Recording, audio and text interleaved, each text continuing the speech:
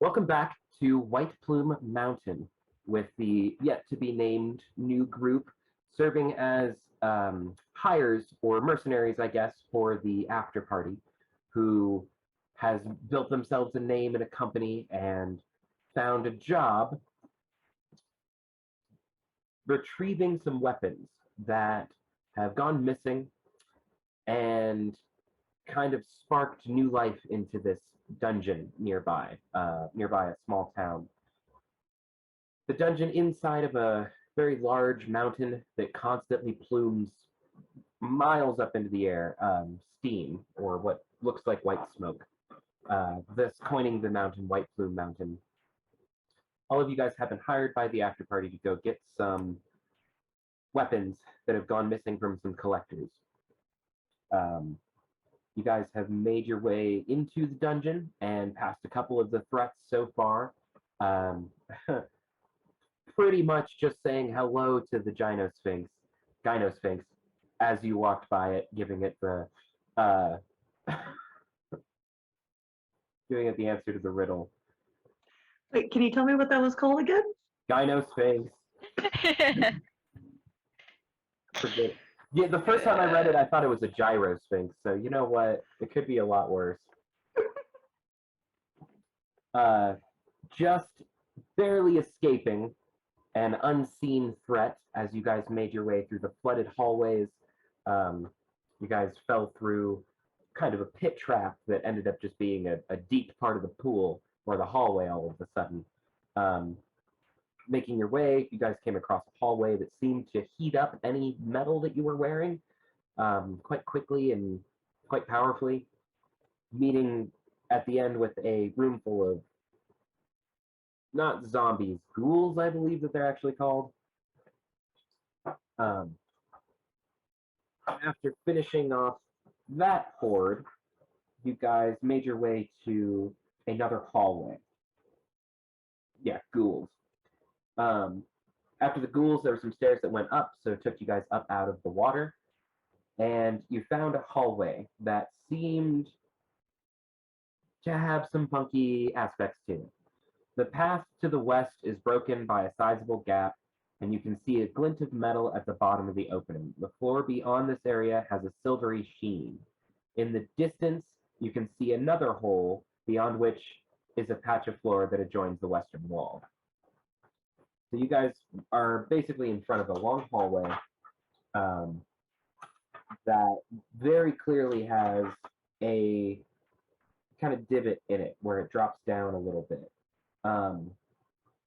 After like walking into the room, you guys found that it was a little difficult to stop. You just kind of kept going. Whoever was in the front of marching or order, we'll say it was Tholo, just because he's not here at the moment. Or no, it's not Tholo. That was the other one he played. It's Kuba. He's playing Kuba. Kuba had started to skitter in and couldn't stop moving, so all of you kind of grabbed him and pulled him back.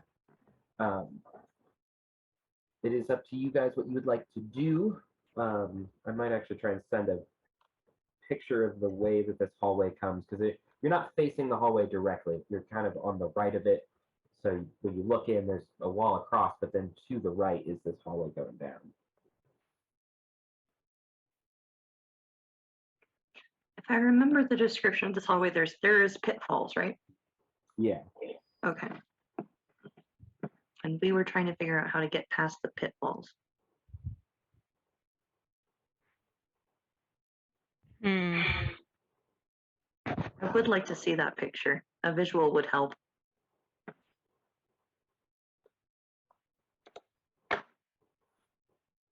So you guys defeated the ghouls in room 20, and then 21 is the hallway that goes up out of the stairs. 22 is the hallway with the trapped floors.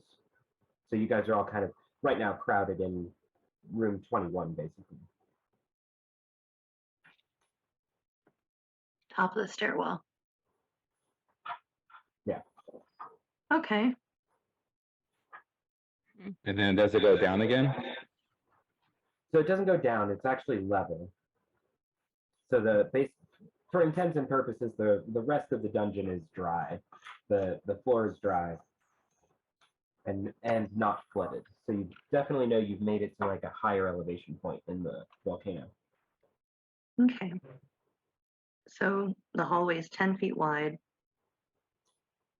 Where are the pitfalls positioned? Like how far away from the entrance? The hallway is 20 feet.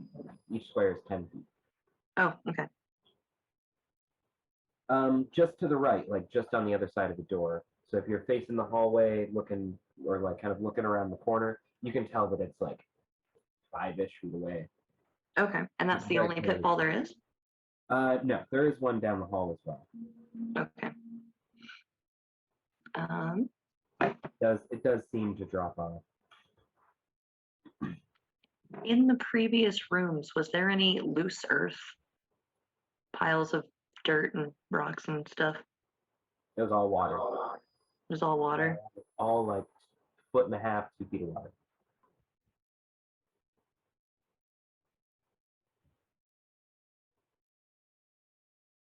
Hmm.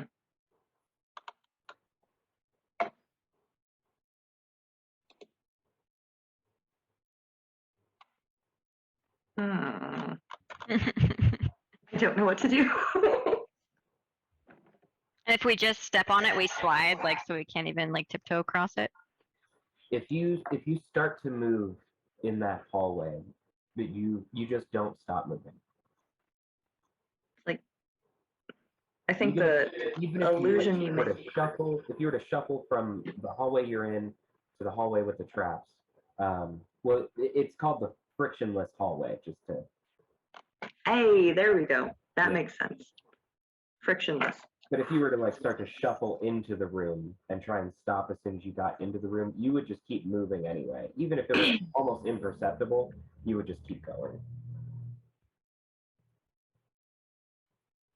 Do we move in, like, whatever direction that we're, like, facing? I'm assuming, so, like, Yeah. How deep is it, the hallway? Like how far back? Yeah, like from where we're standing to the exit, I guess. To the end of the hall? Yeah, 20, 30, 40, with the gravity thing. about 80 feet. Yeah. So it is a pretty long hallway.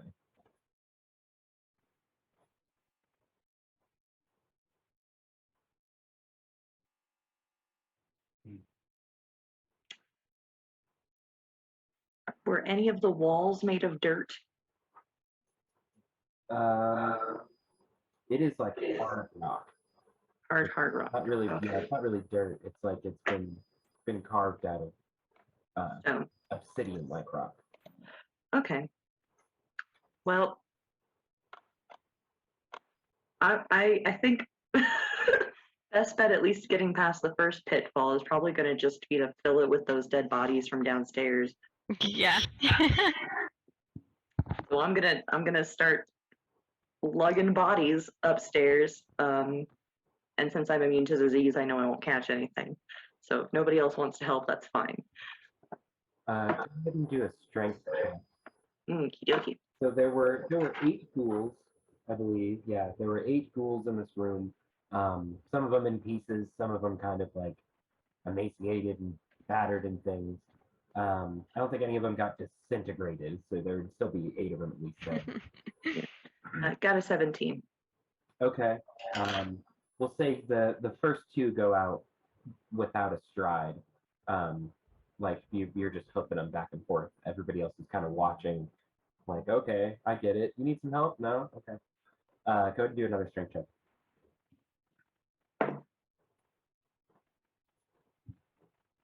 That's better. It's a 21. Okay. You kind of pick up the pace with the next couple and you start going a little bit harder. You wind up getting 3 bodies in the same time it took you to get 2. Cool. One more. We'll see. Okay. Do you want another one now? What did you get? Oh, yeah. Sorry. I was thinking if we wanted 4, but yeah, go ahead. 14 that time. It goes a little bit slower. It does definitely take you a little bit of time. Let me roll some d12s real quick. Okay.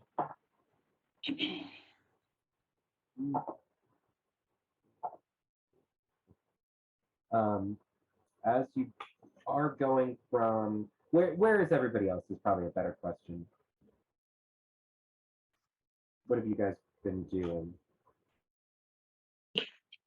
I'm pretty sure I'm in the back, just watching, Okay, so you're probably hanging out observing. in 21, maybe in the corner, just kind of watching. Yeah, just going up the steps, maybe. Yeah. Okay. Sitting on the steps, taking a rest like an old man. Yes. Well, I'm gonna just sit there. And it's like it's a 10-foot wide staircase. So like it's not like you're taking up all that much space. What about Libra? What you up to? I guess I'd probably be listening to the voices in my head, trying to think of a plan. Okay. As you're sitting there kind of consulting with the council over what the next course of action should be. Council. Yeah. Like that. Yeah, the smile I got out of you was pretty good. You're hearing different suggestions like, oh yes, fill him with the bodies, or maybe just go across anyway. It can't be that bad. Like, you're getting really off their suggestions. You do hear kind of like a snarl come from the room, which has the last couple of bodies in it, away from you guys. Corey had gone down to get the last body and was met with something. And you guys do hear a deep, monstrous like growl. Not so monstrous, you've never heard anything like it, but definitely unfamiliar. Let's roll an initiative.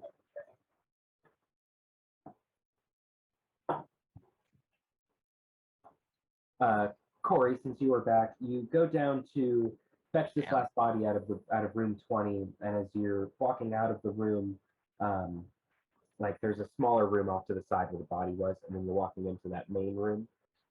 There's a very large ogre standing in the doorway, like it had just walked into the room to see you doing what you're doing. What did you guys get on initiative? I got 16. Kronos, 15. Corey. 15. Ah, nice. What's Kronos's dex? +1. Mine's +5. Okay, cool. Cool. All right. So Lyra, you are the first to react if you would like. Okay. You are about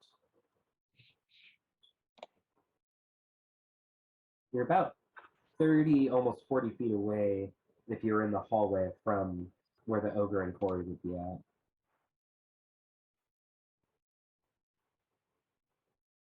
Me? Yeah, Lyra. Sorry, I had to turn up my friggin' mic because I couldn't hear you at first. I might Okay, have been so I'm talking from mine, sorry. no good. I'm gonna go running down in there with my axe ready. Okay. You run into the room, you spend pretty much all of your movement, you can see this big beefy ogre just like snarling looking at Corey. It's got a big old club in its hand, the javelin on its back. Looks like it's getting ready to make a swing, but it's still just snarling. Ah! It hasn't done anything yet, but it's like ready to swing. Yeah, we're doing this one on like contact, on it seeing, and it rolled really low on initiative, so. Hmm.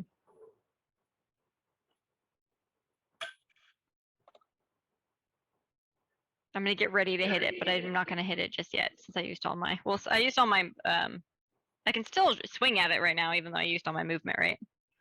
Yeah, I'll let you make an attack. Or should I just yell at it maybe and distract it from? Yeah, I'm gonna yell at it and distract it from hitting her. Like, hey! Go ahead and make an intimidation check.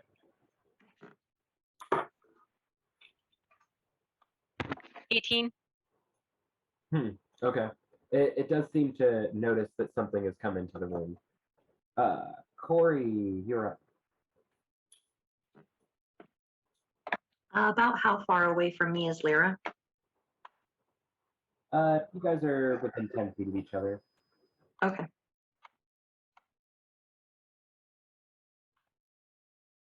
Let's see here.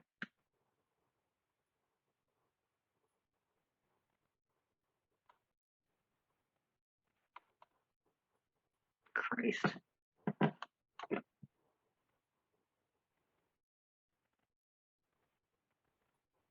Now, where is my spell? There it is. Okay. Sorry, lost a spell. If it's not on your sheet, you don't have it. I know. I just couldn't see it. It's here.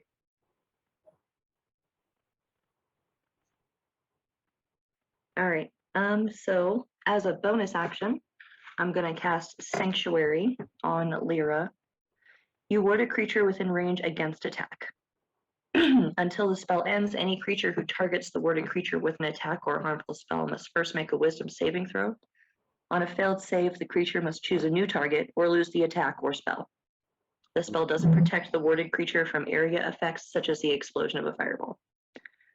If the warded creature makes an attack, casts a spell, or affects an enemy, or deals damage to another creature. Fuck! No! Why is that in there? I'm not. It makes it so that Lyra can't attack, which is not what I wanted. Oh, yeah. Are you sure that's what you want to do? I am going to rescind that action and choose a different course. Make sure you know your spells. So would that affect spells? Yeah, you So wouldn't what- be able to even cast magic. Damn, that's crazy. I know. Isn't that lame? Well, I know not to prepare that one tomorrow. There he is.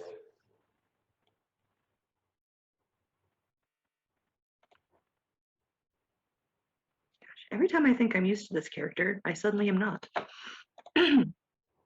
All right, so I'm going to cast a second level divine branding smite instead, which gives me 2d6 extra radiant damage to the target. And that's a bonus action. So as my action, I'm going to attack with my longsword. Okay. Just to catch you up real quick, Kuba. You guys are dealing with the funky hallway that I'll describe after combat. Corey was piling bodies in the pit traps to try and lessen the blow on one of them. While she was getting the very last one, an ogre showed up and started wreaking havoc. We're just in the middle of the initiative. If you want to roll an initiative, I'll plug you in. All right, so I hit for 24. Wow, yeah. Yeah, for a total of 19 damage. Okay. And that will end my turn. I'm gonna make sure I'm within 5 feet of Lyra, and then I will end my turn. Nice. Okay. Kuba, what you think? I got a 9. Not bad. All right. Kronos, it'll be your turn. So what's my distance from them two? Because I'm still kind of like sitting down. You'd be about 50 feet away. You're probably the furthest away. Okay, from them. I'm not gonna make it then. I'm gonna struggle getting up, and I am, I guess, 30 feet, right? Yeah. Yeah, I'm gonna go as close as I can. And I should be able to hit him with this. Hold on. Let me see what it says. Oh no, I can't find it. There you go. Kuba will probably you're about the same distance away, like 40 feet. 40, 50. I did send a tiny map or a picture of the map to the chat, you'd be hanging out in 21 where Kronos was. Okay, I am going to attempt to cast enlarge and reduce. Ooh, okay. And I am going to try to reduce him. Need to make a con save of 15 or higher. Like one of the only good stats on this thing. I rolled an 18. Damn. Okay, you beat it. So, do you have any old man noises you can squeeze out? You have an old man noise for Kronos standing up? Only no, not really. Okay. There you So go. you guys hear a very strange sound. I imagine sounds kind of like the creaking of like metal a little bit, but just coming out of a creature. As he stands up and casts a spell on this creature, you can see the magic kind of floating through the air over to it, and it seems to just kind of snuff around for a minute before just shaking it off completely. And it doesn't work, unfortunately. But good try. Anything else you want to do? You still kind of standing back on the stairs? Yeah, that'll be it. I'm just kind of inching my way closer, I guess. But yeah. Okay. So this ogre is gonna make its attacks on Corey. Probably one on Corey, one on Lyra, because Lyra did kind of pull some focus away. To Corey 22. That hits. Lyra 11. Lyra's the attack on Lyra needs to be at disadvantage. So that was a waste of an 18. Okay. Okay.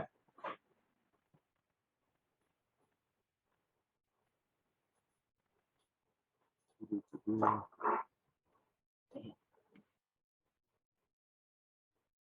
19 points of damage back to you. Thanks. So this ogre finally stops crying for a minute, or screaming out, I should say, cry. After this spell is cast on it, and it kind of refocuses on the intruders, making one swing at Corey and then back at Lyra and missing horribly with the second hit. Kuba, you're up. The ogre would be right at the entryway from that hallway into 20. 20 is kind of two rooms, but yeah, you would be back by 21, by the number 21, kind of at the top of those stairs and stuff, where everybody else was at. I assume. So we would be in 21. This ogre would be kind of in that larger square that is attached to 20. Yeah, right at the hallway, like it had walked in, and then we rolled initiative. Okay. Technically the same place where we fought the ghouls at the end of the last session. Yeah. This is not how I pictured that. So, okay. I am going to run, jump in the air over my colleagues and attempt to unarmed strike, kick it right in its face. Okay. So takes his run, jumps up, goes to attack. How does a 23 do? Really well. Fantastic. It's going to take 7 points. As I kick off with that foot, I come back down with a punch. Okay. That's a nat 20. Ooh. So he's at 18 damage total. Okay. And then I'm going to use 1 key point. Mark that off. Nope. Other way. And I'm going to use Fury of Blows, which actions. I can do two of the exact same thing. So basically, I'm gonna try and kick this thing. as I am falling, I punch it, and as I'm falling, I'm just delivering 2 good strikes to its solar plexus as I land next to its feet. Is the plan here. First attack is a 20. That hits. Second attack is a nat 1. So let me roll the damage for the unnatural 20 first. It's going to be a 6, and then what would you like to happen? Oh, sorry, that'll be a 9. So 18 plus 9 total damage, and then I rolled a nat 1. Okay. I imagine you would probably just fall prone from like the whole acrobatic thing, and it was your very last hit as you're kind of coming down to the ground. The water just had something a little slippery underneath it. You couldn't tell what was really under there, and so you just kind of slip and fall prone at the moment. Whiff the shot, and I land straight on my face in front of this thing. But it did take some good damage. Because of how much water there is, it's almost like it looks like you dived into the water. Probably to like Lyra and Kronos, it would look like you intentionally had like dove under, and effectively, they can't see you at the moment. You're not drowning or anything. You could come up to breathe, of course, but like there's enough water, it would probably cover you at least. Due to the echoes in the cavern, I will say it sounded a lot more like a belly flop. Kersplash. Kersplunk, maybe? Yeah, something like that. Okay, nice. Lyra, your turn. I'm gonna hit it with my axe. Good plan. Okay. Alrighty. Does a 27 hit? Okay, so the first hit is gonna do 12 points of damage. And then I'm gonna hit it again. Does a 21 still hit? Oh, yeah. Okay, so 12 plus 9. So 21 total damage. And That's exactly how much HP it had. oh, nice. We have another body now. This is great. I'm probably gonna have to toss this one up there. Yeah. Yeah. I mean, if we don't need it for the first hole, we'll definitely need it for the second hole. We just kick it into the That's second what hole. she said. No. God. No. No. I'm a little disappointed with myself, but What kind of thing did we just fight? it was an ogre. And why are we no holes? None of those holes. None of those holes. Can I like say that I chopped its like kneecaps and then I just like smash it in the face as its like kill strike? Yes. Nice. I would like Kuba to make a dexterity saving throw to just save the ogre as it does fall. I've got a 10. I'm prone. I'm underwater. You I'm can, right next to you and I have a shield. Can I assist him? It can crush me. you It's fine. couldn't I can see shunt Kuba. it. You couldn't see Kuba under the water. Nor could Kuba like really for the moment tell what was going on. It was as you came up for that breath of air, there was just like the fat guy doing the belly Over. flop after you. Yeah. It does 2 points of bludgeoning damage as it does come down and topple between like the forced breaths of water from it hitting you, and you're just kind of struggling for a minute. You take a little bit of stress damage. It's also psychic just from like the mild trauma being ogre boarded. Yeah, it's fair. I didn't train for this in my monastery. But man, We're it's just- going to come back with some new training techniques. How Okay. to escape from under 300 pounds of flesh while also drowning. Yeah. Second semester. Yeah, really, it's second year. It's And then how about a group strength check to see if you guys are able to pull this ogre through the water, up the stairs, into.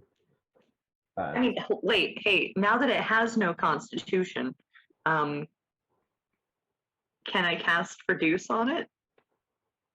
I would do the strength check and then see. Yeah, maybe not waste a spell. Okay, 17 is what I got. I got a 21. I got a 26. We're doing the saving throw? Just a strength check. strength Just the same check. anyways. Okay. 17. Okay, yeah, you guys all did pretty good there. So it takes you a little while. It's a bit of a struggle. Takes you guys like, I'd say about 30 minutes maybe to drag this thing through the water. Jeez. But it is a good little while. The coast remains clear though. You guys don't run into any other monsters. So after kind of hockey skating these bodies and this now ogre into the hallway, I imagine like an air hockey puck just like glided in there and then shloomp. Yeah, you guys have definitely filled the first trap hole. I'll give you that. That's some good thinking. I didn't plan for that solution. I like it. There is a question of the other one though. And crawling across this thing maybe is less gross because of the ogre. It's kind of hard to tell, probably. Ogres are still pretty nasty creatures, and especially this thing was made by magical means. So, like, you know, when the orcs are birthed in Lord of the Rings, like really, yeah. It was not a very clean ogre. It did get rinsed off a little bit, but like. We're all professional adventurers. A little bit of slime isn't going to fuck up anything. That's not true. Depends on the kind of slime. If it hasn't hurt us yet, I can't imagine it's going to hurt us now. That's a better line. That's a little better line. Okay. I think we still need to figure out how to get past the second hole. Yeah. So my advice, this is DM 2 players, being a DM who kind of wants to screw with you guys a little bit. Somebody just take the bullet. Somebody's got to bite the bullet, fall in the trap, crawl across the other side, and then you guys can set up some sort of thing. But that's you guys drawing straws and stuff, so it's up to you. That was this is- ironically one of my. That was going to be something I suggested, because I can feather fall. So if it is a far drop, that's not a problem. And then I have enough strength and acrobatic. I think I can help you guys get across. Could probably throw somebody. Yeah, I'm not sure how Super Tetris is gonna, or Tetris, Tetanus is gonna go, but that was one of my thoughts. So I don't think I can get super tetanus. Because I'm immune to disease. Like to hear that. There's only one way to find out. Yeah. Because I shouldn't be able to get sick, but I don't know if DM is going to make that a thing. Well, you don't know if that is a thing. Drink Could be the all juice. an illusion. Drink Why the would juice. Why would it be super tetanus? Why wouldn't it just be regular tetanus? All right, I'm just gonna go for it. I'm gonna slide, and then I'm gonna make an attempt to jump over the second pit as I'm sliding, if that's a Well, thing. Oh my god, before you- please let me just cast Bless first. Yeah, I was gonna say I can do guidance on you too. Oh, yes, twice the things. Okay. As just a cantrip. As you The guys voices are telling me to do it. as you guys are deliberating, yeah, Lyra is hearing these different voices in her head, and the one that becomes the most overwhelming. Just do it. Okay. So Send it. you have a D4 Send from it. me. What is Same thing. okay, so you have 2 additional D4s to roll on this. Good luck. Godspeed. Okay, so I'm gonna step on it, and my plan is to slide and then try to jump over the second pit. Okay, as you it's not a bad idea, but as you do try and like brace yourself to get some footing for this jump, your feet leave the ground and just go behind out from under you immediately. There is no traction or friction if you push off the ground, and you just push away from the ground with your face going first into these ragged I metal. didn't even get to roll for anything. Jumping requires friction. You need to be Oh able to no. have something to push off against, but it can't. It just moves in the same continual direction. Okay. Nice. You take 14 points of piercing damage, and then make a Constitution saving throw. Constitution saving throw. Yeah. You still have bless. You can use that on it. Yes. Yeah, I'm gonna do that. So Use your D4, you said? 2d4. You have 2d4. One from me and one from Kronos. You haven't used yet. Okay, so the first one is gonna be a 3, and then I'm gonna add the second one. Oh no. Okay, so it's 4 plus 12. 16. That's still 16. That is very close to what you needed. So No. no, you're good. No, you're good. Oh. You beat it, Oh, God.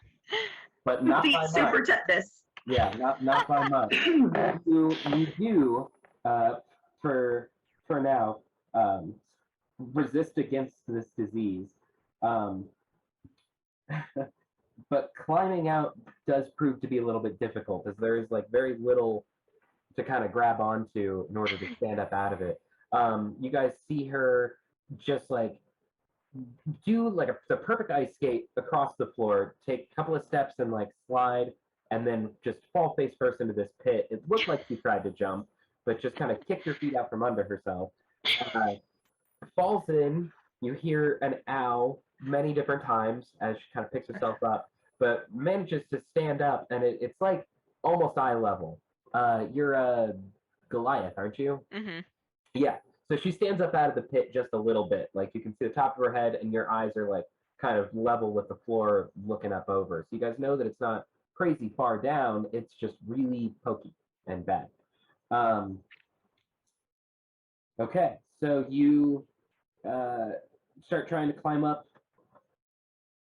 onto the thing. Go ahead and make a dexterity saving throw. Oh no. You still have bless. Oh no, I got a 1. Oh, that doesn't help.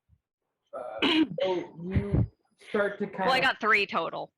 you start to kind of pull up and get a little bit of grip, but then you just rely on it too much and you slide back into the pit.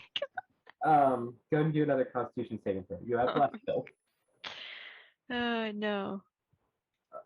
but you do take Okay, I got 22 on that one. nice. You do take 11 piercing damage, but you don't contract the disease. Go ahead and make one more dexterity saving throw to get out. Oh my God. I got a nat 20. Okay, so I Nice. got 22. Okay. So this time you like use some of the spikes to kind of brace yourself and like step on some of the less pointy bits, or maybe like bend them over some. Get a little bit of extra like leeway on the top, and it's like once most of your body weight is over the top, you just keep going. You're just like on a slip and slide now, going across the wall, and all of you guys see her get most of her body weight up, like that extra leg goes over, and then she just kind of continues. Like it doesn't seem like there's a lot of effort, almost like something pulled her, and then she just disappears behind the wall. You guys can't see her. Yeah. Jesus. Don't So- fall in the pit. Lyra, you look like you're sliding into the wall. You think you're about to hit it, and you kind of brace or like go to catch yourself, and it just passes completely over you. And you keep going another like 10 feet, and then smack into the wall. And you can see off to the right a hallway, like a doorway. Okay. I'm gonna yell over like, I made it to the other side. You guys can hear her voice, but you cannot see her. So DM, can we see this hole? Can we see how big this is? How big the hole in the ground is? Yes. Like how wide? About 8 feet. Yeah. Ah, okay. Thinking the filled- voice in my head right now is like, sucker. The first hole is filled with bodies. We're good there. It's just the second hole. I'm a little worried about Kronos, so I'm gonna be like, hey, Mm. how do we help you get across this? You could hop on my back. I was honestly thinking of going to my shell, Yeah. and then you guys kind of hockey puck me over. Slaps. I hate to say I love this idea, but I love this idea. That's a great idea. more like a Koopa from Mario when you hop on the shell and then Yeah. hop up again and There then you go. With two of us, I'm sure we could give a good throw. You throw Yeah, hard enough, I we can try might to catch him even- on the other side. We Maybe might rope. be able to yeet him right over the hole. Yeah, That'd be that's awesome. what I'm hoping. But worst Okay. case, he's in the hole in his shell. So if he does fall, He'll probably be okay. hopefully. I don't think you become, I'm thinking technically, like, I don't think that being in your shell really gives you any actual defense, does it? Or is that a It turtle? does, yeah. It gives me one. Yeah. That's It's like amazing. super strong. Yeah. yeah, his AC goes up by a lot. Oh, fuck yeah, let's do this. All right. Heave ho! All right. Yeah, We're we're just attempting gonna to throw him over. My, Over, my- right? my question to we'll Kurt. have to like position ourselves so that we're in the first hole, braced, because we'll have to have firm footing to push him over the second hole. So that's where So we should start from. I Can I imagine do you this guys were first? already in the trench with the bodies and stuff, like watching all this happen, kind of figuring out the plan as it is. Makes sense. Before this happens, I'm gonna lay hands on Cuba and Curry and do guidance on both of them. Thank you. Just a cantrip anyway, Cantrip, so. yeah. Yeah. All right. How much do we get back from lay on hands?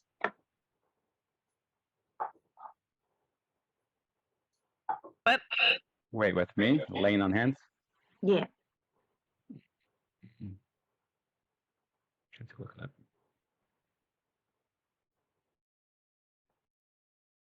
I don't see it. I see healing word and cure Oh. wounds. I'm sorry. I don't know why I heard that. Ignore me. Well, I was physically laying my hands on you guys to use my guidance.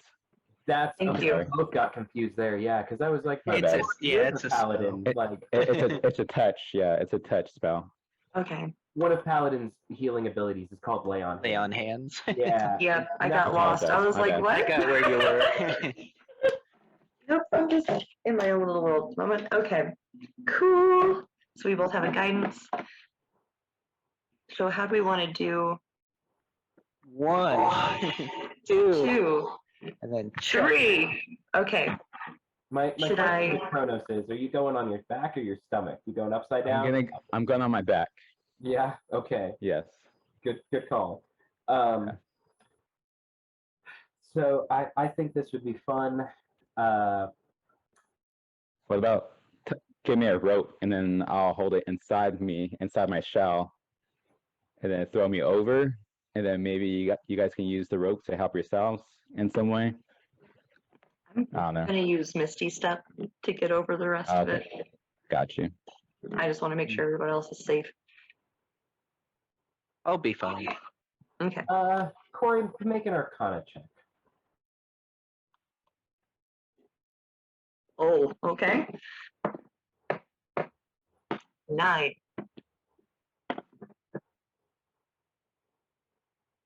Sure. Yeah. Sure. You could use spells here. Why? Yeah. Why not? Because we've been casting spells for the last 10 minutes. Healing spells. Buff spells. But specifically teleportation magic might be outlawed. he says, try it and find out. I got a 9. Sure. Damn it. Casting magic. Why? Yeah, magic works here. It has been working. Yeah, well, I mean, no, that's accurate for the roll. I have no evidence to the contrary. Let's eat this turtle. Okay, so I think Strength check from Kuba and Corey would be good, and then a con check from Kronos, as it's being like it's like being on a state fair roller coaster that is at the last day of the fair. Nobody's tightened them bolts. Like, So originally I got a 4. I used a point of lucky and got a 19. smart move. Got an unnatural 20. Okay, Oh, yeah. nice. And then I got an 18. okay, all right. Everybody prepared for their roles and understood the assignment. Oh yeah. So you guys like aim and do the 1, 2, 3 and toss him across on his back. And as he's spinning in the air, you can hear definitely a little bit of a kind of going down the hallway. He lands just on the other side of the spike trap and then goes spinning down the hallway towards Lyra. Lyra, make a dex saving throw. Oh, man. no. I apologize. Of this Kuba shell that has now been fired by your teammates across. 12. Oh man, Oh man. Oh no! I You're feel gonna like get thrown off Rainbow Road. that's not quite good enough. No, yeah, this turtle definitely comes slamming into you. It's like you were so caught up in the spectacle of it. It's like when there's a fire or a building is falling down. It's like, whoa, look at that! Oh fuck!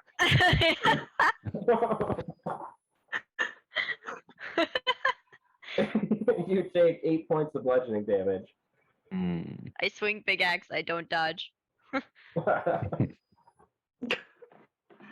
Oh goodness gracious! But Kronos, you are now across the other side with Lyra, in arms maybe, having like slammed in. You're just kind of like, oh god, what is this? Stop moving. Get off! And then quickly. I imagine that Kronos is still on his back though, and he can't get up. So he's just like waving his arms like this. I just like kick him slightly over, like nudge him enough to flip him over, just like. There you go. You give him a little nudge to send him over, and it just like sends him out of the room into the next hallway. You just like kind of. Oh no. I just nudged him barely. What do you mean? Yeah, a little bit counts, but he gets nudged out of the hallway, and it's like you skirt onto the carpet. It's like when you're sliding on the linoleum in the kitchen, but then you hit the carpet in the next room, and it's like, oh no. I'm like, I could have killed him. I just nudged him a little bit. Goodness. But it helped flip him over. He's definitely on the other side. You guys can hear Kuba and Corey some just kind of shufflings and groanings going on the other side of this wall.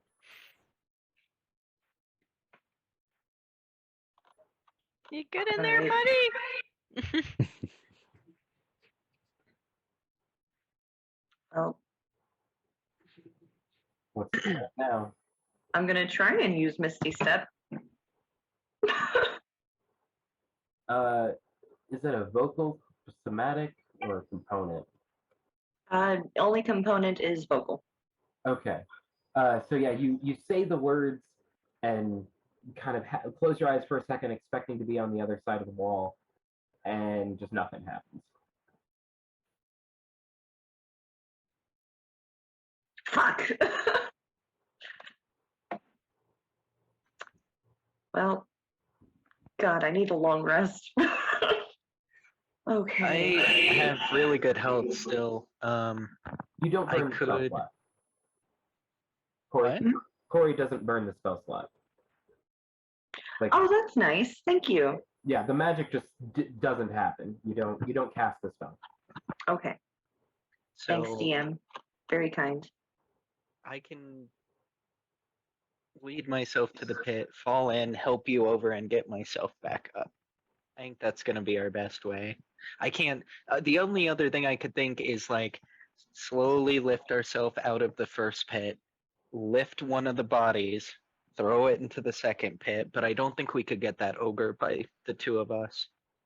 So it would just be one body. Unless I cast Reduce on it.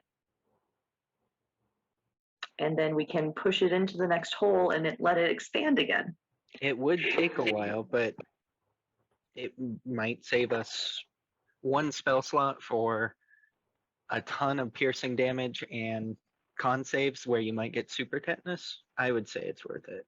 Yeah. All right. So That's the plan. that's the plan.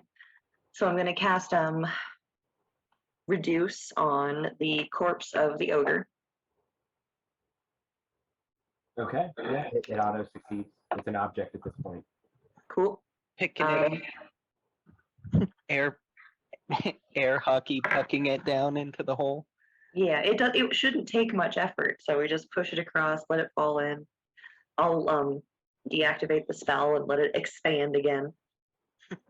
And then Gross. the rest of I'm imagining like a baby-sized ogre, like an ogre midget, or like an ogre stuffy maybe, kind of size thing. You guys just like spin down this hallway. Gross. Anyway, we are professionals. yeah, no, I love this. So Alright. from there, I mean, does this plan succeed? I guess I don't know if you'd need anything from us. Are we able to do what we're thinking with the reduce spell and get all the bodies over there? Do you do that with all of them or just the ogre? We can't do it with all of them, or else we'll be in this pile of super tetanus. Right. But we can definitely do some. So I think as many as we can spare and still get out pretty reasonably, Okay. we'll just push over. So after the ogre, you guys pick up all of the other dual bodies and start just sliding them across, leaving probably one each of you guys to kind of stand on. But yeah, it does seem like you fill the pit on the other side.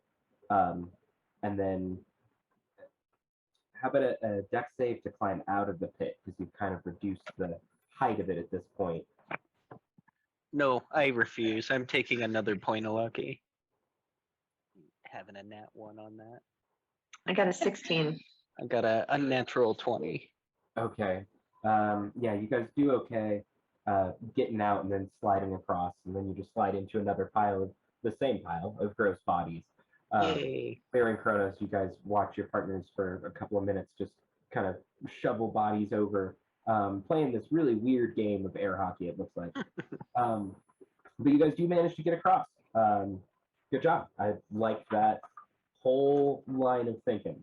That was a really creative solution. You guys pass through the illusory wall, and you can see a hallway to your right. And it's kind of a similar setup to the last part, or the last hallway, where like, here's the hallway you were just in, and the doorway is over here, kind of adjoining off. But then the hallway curves in the same direction. After you guys move down the hall, you can see that it goes to the right or the left. Oh no. And I've been waiting. Let's split the party, guys. and the coast is pretty clear. No. Okay. Can I hear anything coming from like either of the hallways? Are a perception or investigation check? I'm gonna do perception. 11. God, I've been rolling super low. It doesn't really take much. Just going down the hall a little bit towards either door. Hold on, let me look this map again. So yeah, about 20 feet to the right is one door, and then about 50 feet to the left is the other door. We'll just say you checked the one on the right first, and getting closer to it, you can definitely hear water rushing on the other side. Sounds like there's some activity going on there, but then as you move down the hall to the left a little bit, it doesn't sound like there's anything. Okay, I'll let the party know that I heard that. Mhm. Do we risk the water monster again, you guys? I looked down at my armor. Like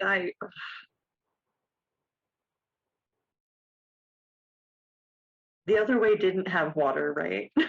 I didn't hear any.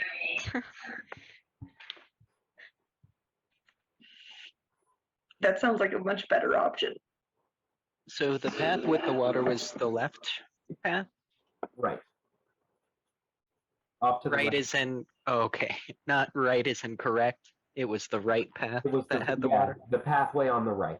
So like, as you guys came out of this hallway, about 20 feet to the right is a door where you can hear water rushing, and then to the left is a long hallway where it's not. That was Jeez, sorry. not quiet. Yeah, he hates this time of year. So many packages. Sorry about that. Okay. Well, we went left at the Pharaoh when we first started this, so let's go left again. It's worked out so well for us. Left is good. Left I like. No I'm water. down for left. Always go left. Can anybody heal me a smidge? Yes, I was actually gonna do a health check. Who's suffering? Me. You guys, Lyra? have, you guys have health potions still, right? Kronos? I'm good, actually. You're I got good? hit, but not that bad. Yeah. Okay. I'm fine. I want to use the health potions last, if at all possible. So I'm gonna do a prayer of healing at second level. You guys could take a short rest. I think I said that last time, but I did put the caveat in there that the dungeon restocks, so you just do take the risk of something kind of interrupting that short rest. But if you guys need to take like 30 minutes or something to just try and get some health points back, this seems like a pretty quiet kind of area. Being in the middle of the hallways, you'd be able to see anything coming at least. I'm down for that. I need Yeah. some spell slots. Do you get spell slots back with a short rest? Oh, I don't know. I thought I did. Okay. My bad. That's all So right. unfortunately. Wow. But I would say, yeah, take that prayer of healing and then let's take a short rest. I am totally good, so I can even keep watch ready in action in case anything attempts to interrupt our rest.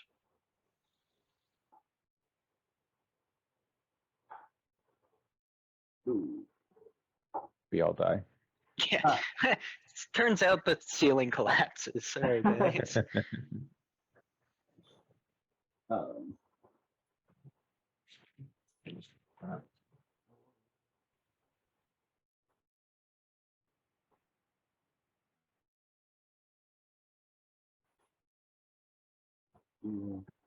So yeah, you guys do get through most of a short rest, and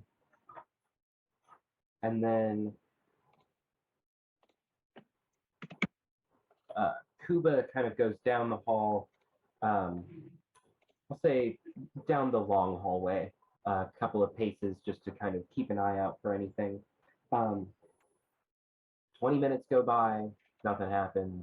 30 minutes go by, nothing happens. Gets to be about 45 minutes through the rest, but everybody's starting to feel a little rejuvenated, got some HP back and stuff. You do start to hear this kind of grinding noise coming down the hall, like stone rubbing on stone, just that constant. Every now and then you can hear, that was a bad impression, but every now and then you can hear it pause before hearing like a thud followed by a drag, and then a thud, and then the same drag of stone on stone. Down the hallway, you can see coming at you a devilish looking figure, mouth agape, pointy fangs, horns, wings, the whole sheboygle. However, it's very just unlifelike.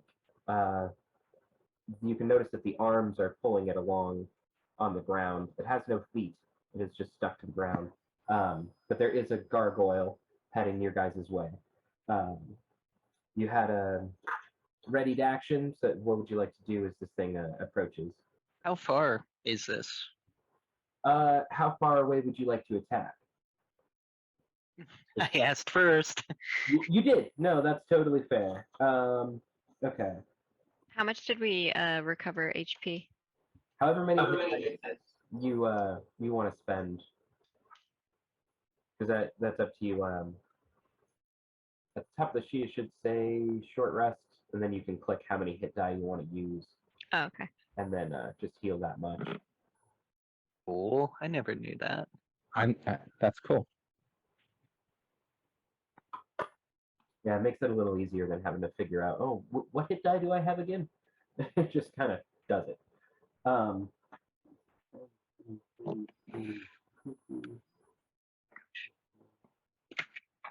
We'll say 20 feet away is when it kind of comes into view, and you can really tell what's going on. It is still dark down here. Okay. How far back is my party from where I'm at? We'll say 10 feet, unless you want it to be further. We're pretty much through the entire short rest, right? Yes, yeah. That's why I let everybody get some feel of that. How, based on how quickly I saw it come into view, can I get a sense for how fast it's moving towards us? It sounds kind of slow and heavy to me. It is fairly slow and heavy.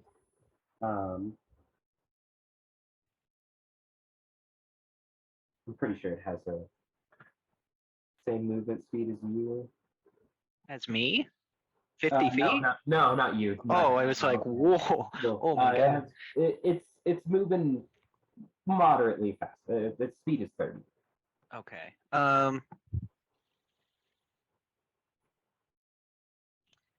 I'm going to. What would Kuba do in this situation? He's gonna take a quick turn towards the party. He'll give a really low hum, like that Mongolian singing kind of throat. Yeah. Overtone singing. Yeah. Very low hum, just for a moment to get your attention. He'll point behind him, and then he's gonna turn and try and surprise attack this thing. Okay. You do get the sense that it knew you were there. That's fine. I'm gonna go punch it in its rock face.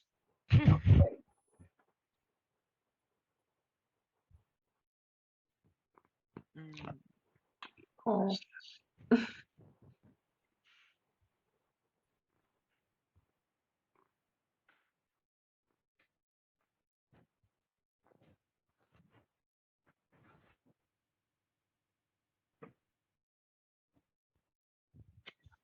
I am not gonna punch it. I'm actually going to use my quarterstaff on it. So it makes a very loud noise, and that'll alert my party in case they weren't aware of what I was trying to get across.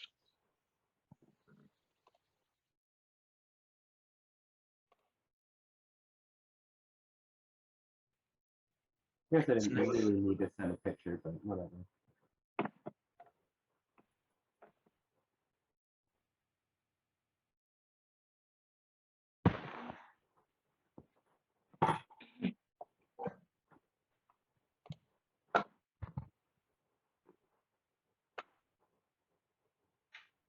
Did you do an attack with it? Oh, I didn't know. I was waiting to see if that worked, yeah. Yeah. if you're going up to hit it, yeah. Cool. Yep. Hitting it with my quarterstaff for 25. Okay, that hits. That's gonna be 5 points of damage as I crack it.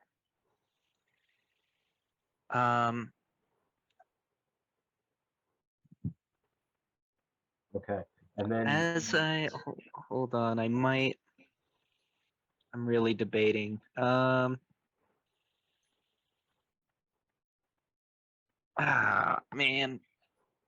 No, that's what I'll do.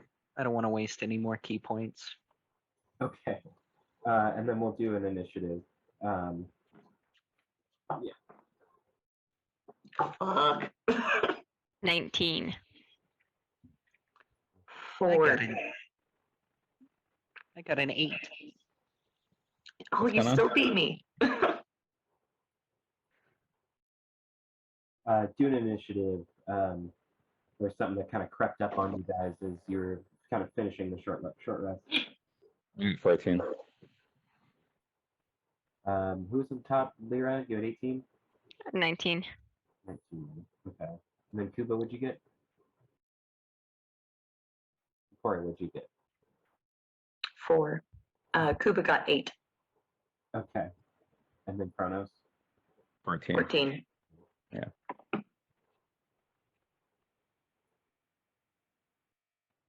Okay. Lyra, you'll be up. I'm gonna hit it with my axe. Okay. It's about. It's pretty far away from the guy. Well, not really. It'd be like 20 feet away. Okay, I'll just kind of like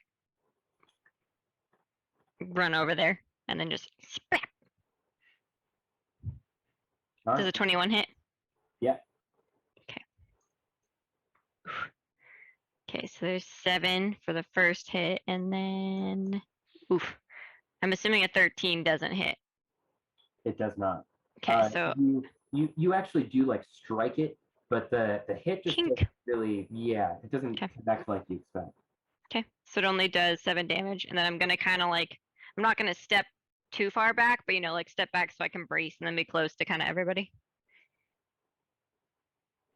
Okay, nice. Kind of a defensive position. Mhm. Okay. It is going to be next. It's probably going to make attacks at Kuba, who is AFK. Nope, I'm here. Sorry, just had to grab something. Oh, for sure. Okay. Okay. Disadvantage for not being at your post. No. Dirty 20 for the first hit. As it kind Ooh. of strikes out with its freakishly long arms with claws at the end. And then, oh man. 21. Nice. Yeah, both of those hit. Okay. Do-do-do.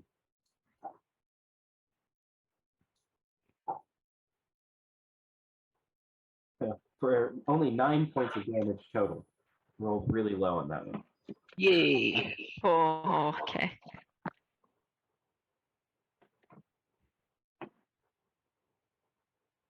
Okay. It's going to be Kronos' turn. That's all I can do. It seemed to just be slowly advancing through the hallway, though. Like that grinding stone on stone noise just doesn't seem to quite stop.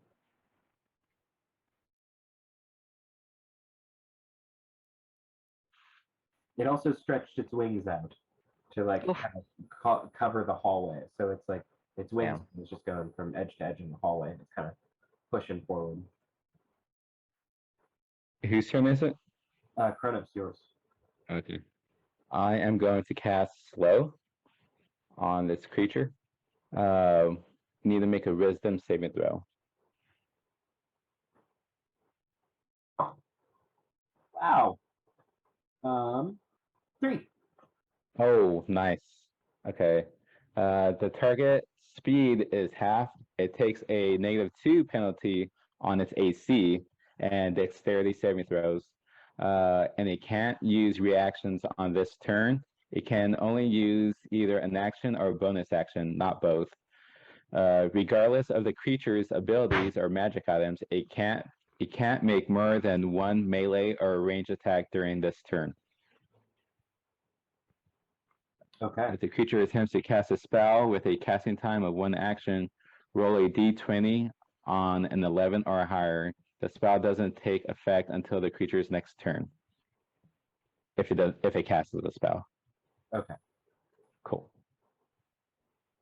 And that'll be it. Nice. Good job. Kuba, you're up. All right, so I do have a question. I didn't realize I recover key points on short rests. I thought they were long rests. I knew you got something. I knew you got Um, something. So yeah, you get your key points back. That's dope. Are you, because I didn't realize it was a short rest, do you want me to do that moving forward? Or are you gonna allow me to regain them during that short rest? Oh yeah, you get them back. Yeah. Because I didn't I kept guard, so I didn't want to step on your toes there. I mean, you weren't really doing much else anyway, so Cool. it's not like you have to be asleep for a short rest. You could just be sitting there doing really nothing.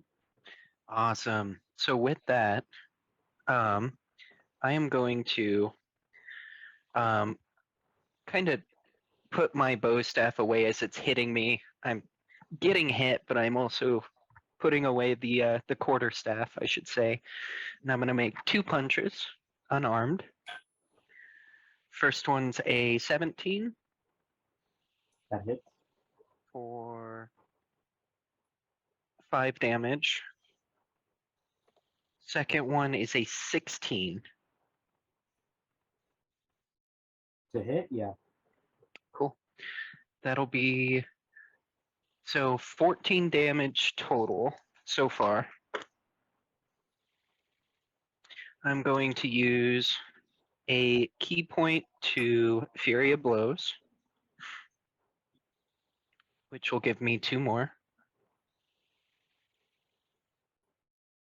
You do notice that your hits with your fist aren't quite as effective as they have been against the fleshy things in this dungeon.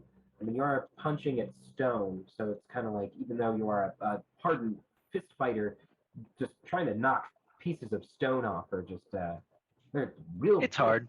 real hard on the hands. Yeah. I don't got much else, so that's what monks do. How's a 9 to hit? Ooh, even with its slowed speed, it doesn't quite connect. You hit Okay. a sharp part of the demon. You punch it in the mouth and it just hits a thing.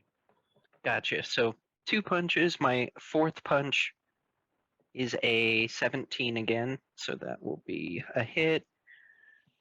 So 14, 19. So it's at 19 total, and then I'm gonna spend 1 more key point to do fear that one. Where is it? Oh gosh, I just had it. Open hand technique.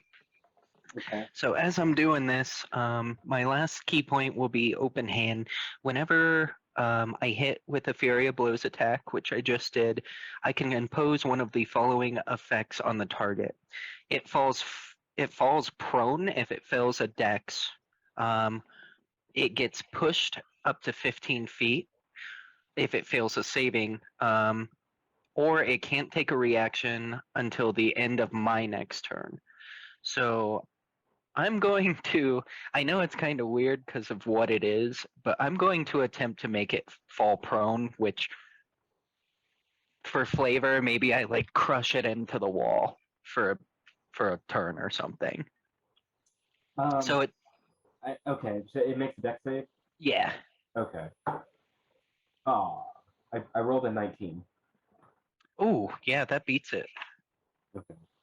I kind of imagine, though, like you doing these hits, kind of trying to find its like balance point going up the statue and stuff. And then you do hit it at the top and you make it like kind of warble a little bit. You can tell that the normally almost jovial snarl on this face kind of frowns a little bit with a bit of worry. Cool, that'll be my turn. Corey, you're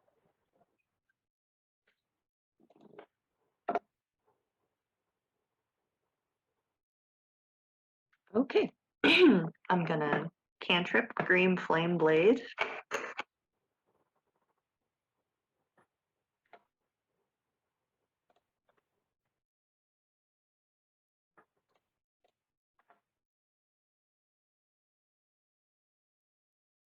God, what am I doing?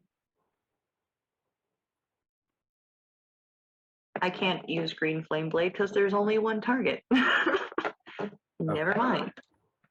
You should be able to. It's just if it hits a target and then there's a target next to it, that damage transfers to that second target. Oh, I see. That's the additional effect, not the primary effect. Okay. Okay. Then cantrip, Green Flame Blade. I'm going to use a sorcery point to make it a bonus action. And then I'm going to take full round of, or I'm going to take both of my longsword attacks. with that additional 1d8 for damage. 10. The 17 to hit on the first one. That hit.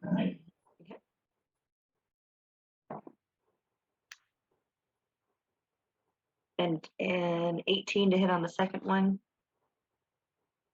That hit. Okay. So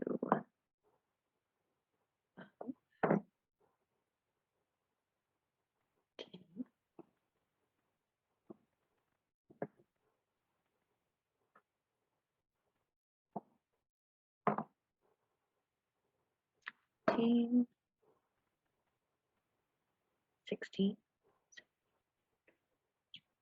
Total of 22 damage for this turn.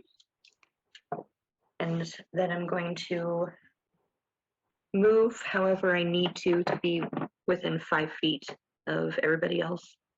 So I can give that a shield defense bonus. Okay. Right, now I'll end my turn. Will be here.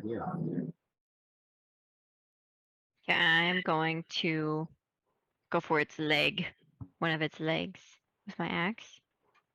Doesn't really have legs as much as It doesn't. a base. A bait. Oh, it's just like, okay. It's on a plinth. It's just dragging its plinth behind it. I'm just gonna go for its midsection then to try to, you know. Okay. Does a 28 hit? Yeah. Okay.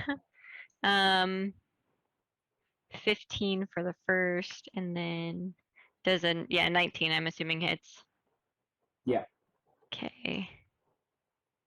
15 plus 11, so 26 damage. Okay. You do notice that your strikes are just not kind of landing quite as true. They're not chipping off as much material as you would have had hoped for. Okay. I'm gonna kind of just stay back in my defensive state after that to end my turn. Yeah. Especially with its slowed nature, it doesn't have any kind of reaction. So with slow, it can only use a movement. It's not as bad as Tasha City's Laughter or whatever. I know, but like, can't use reactions. Has to. Its movement is halved, and it can only make one attack. Yes, and the AC is dropped -2. And hold on, I'm trying to find it again.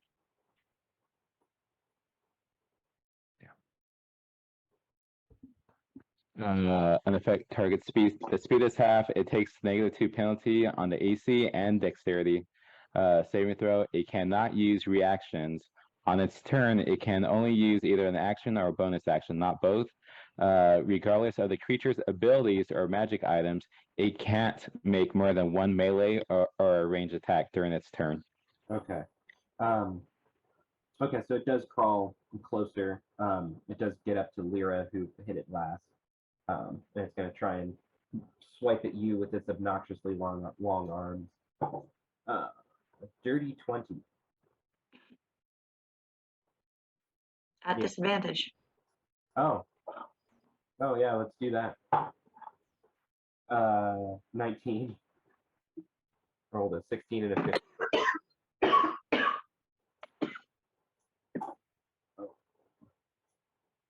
For 8 points of slashing damage. And then that's its whole turn. How many points? 8. 8. Okay.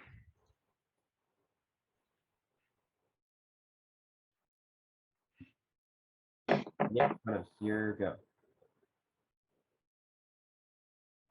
What's my distance from this creature? You're probably about 20 feet away. I don't think you've gotten really much closer to it. Yeah, I'll keep my distance. I'm just gonna cast Rare Frost. Basically, I'm just gonna try to like slow him down even more than what it is. Let's see if it hits. 22, does that hit? Oh, yeah. And 8 points of damage on this creature. Okay. I think this has happened before with one of the ghouls. That's right. One of the ghouls did disintegrate. Yeah. I did it again. You guys were down a ghoul actually. There were only 7 of them. It doesn't matter now, but one of them did disintegrate. Because yeah, you had frozen it, and that was definitely enough damage to inoculate this thing. So I imagine it just kind of goes from stone and slows even more to just a complete stop, to just being frosty and Oh, kind of- that's so funny. Speaking of slow, casting slow.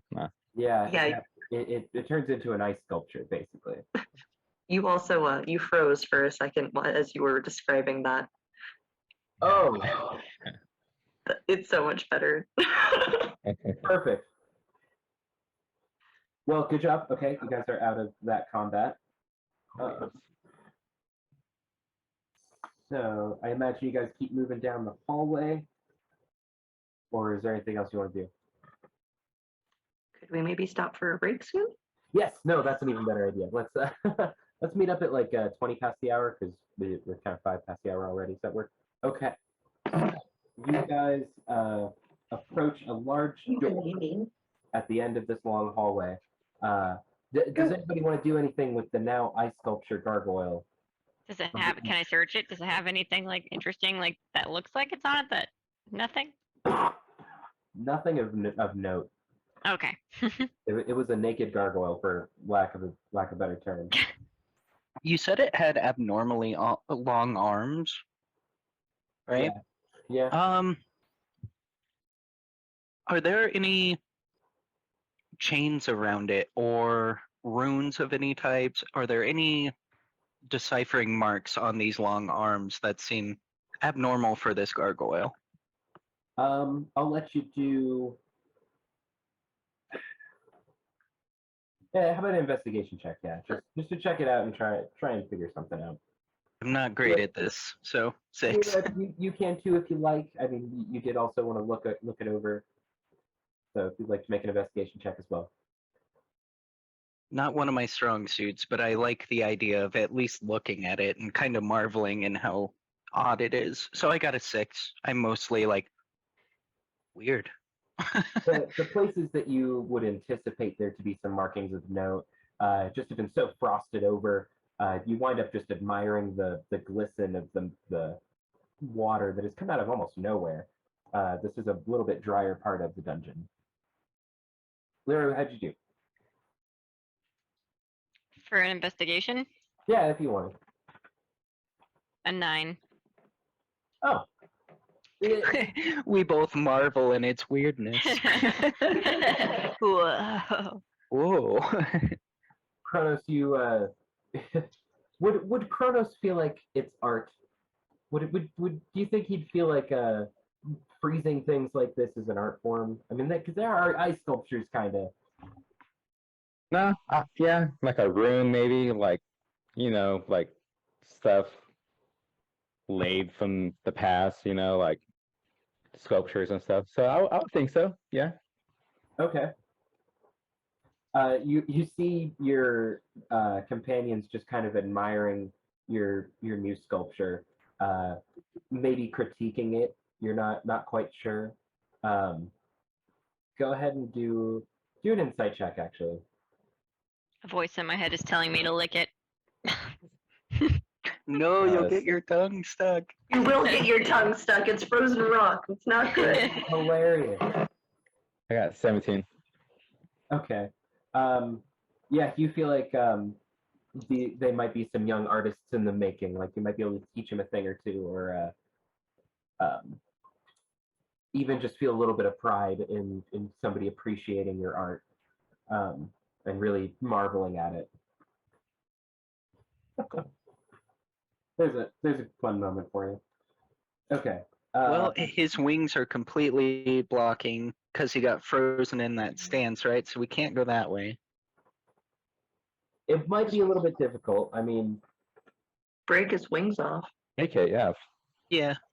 I don't want to break. I just marveled it. Well, I mean, but I'm not a smart man. that's, very brave of you to admit. I appreciate punched your it. vulnerability. I'm happy going in the other direction, unless you guys want to go that way. I don't want to go in water with my armor if I can avoid it. And the other way has water. So I would rather hack apart this monster. Otherwise, I will be way less ineffectual. All right. Well, I could certainly find a pinpoint to hit on one of its wings and shatter it. Yeah, totally. Go ahead and do a strength check. Yeah, I'm gonna try to break off the wing as well. Okay, so do a strength check as well. I imagine each of you guys are like trying to take a hit or push at each of the wings. I only got an 8. I got a 17, luckily. Lyra, you just can't. It's just so pretty. You walk up to it and you're like, oh, whoa. Kuba, you Okay. definitely give it a solid like back kick, and it just shatters it into pretty snow as it kind of gleams and sparkles. You guys are able to move past the kind of gap left between the gargoyle and the wing. I'll take point. Okay, so as you walk up to this like large wooden door, it's kind of swollen and like decrepit. It's been there for a long time. You pull it open, and it opens up into a very large room. Um, you're looking out and down into an enormous chamber filled by terraced steps that ring the entire area and descend towards a central enclosure. A few feet south of the door, water laps at the ledge of the stone floor. Looking to the side, you can see that the ring of the terrace that lies beyond is a 10-foot deep ring of water held by a nearly transparent wall. Another of these watery steps in the terrace is somewhat lower than the first. At the level in between these aquariums, the terrace steps are dry, but the area is still enclosed by a glassy wall like the others. I know that is a really long-winded ass description. So here's how it goes. The room is about 100 foot by 120 feet, and all around the edge is like dry steps. Just beyond that, like a swimming pool, about 10 feet out, is like a fish tank that kind of lines the inside of the room. And then beyond that is another dry terrarium that goes on the inside, and then even lower down is like a singular room. So the whole thing like sinks down with these layers on top. I will send a picture, but I just had to give that description so your brain has something to work with here. More water. Yeah, I was gonna say Corey's pissed off. I could see the anger right now in her face. She's like, "You motherfucker! I didn't want to go towards water. There's water now." This is substantially less water than I was anticipating the other direction. This is a minor obstacle, hopefully, not something that's going to make me take off my armor. Fingers crossed. Everyone give me a perception check as you guys are standing here. Nat 1. Corey's like, "Fuck, more water." Oh, really? Got a +6 and I got a 9. The same thing, 9. 14. Wow. Okay. What is this convoluted nonsense? Lyra, you particularly hear a voice in your head that you've not heard before. Come closer. Bring me towards my siblings. You're almost here. I need this. I need this. There's just this creepy, menacing voice that kind of rings out. It's much different than the others. All of them are usually like some sort of version of your voice or somebody's voice that is very close to you. This one came out of the blue and is like way louder than the others. All the other voices seem to have shut up and kind of listened for a minute. Like, who the fuck are you? And he wants me to come closer. Reunite me with my siblings. I'm just gonna stand there uncomfortably for a second, just trying to gather, like. I guess I'm gonna tell Corey, I'm gonna be like, There's this really creepy voice in my head telling me to go in there. Can I make a religion check? Sure. Okay.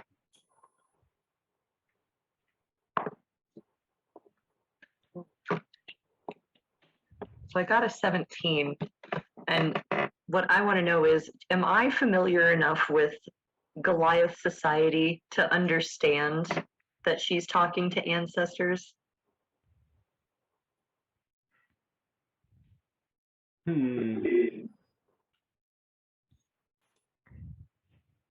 You- definitely try and make some connections between your deity and your interactions with them, and how different cultures might have interactions with their deities. You think she's probably talking to God.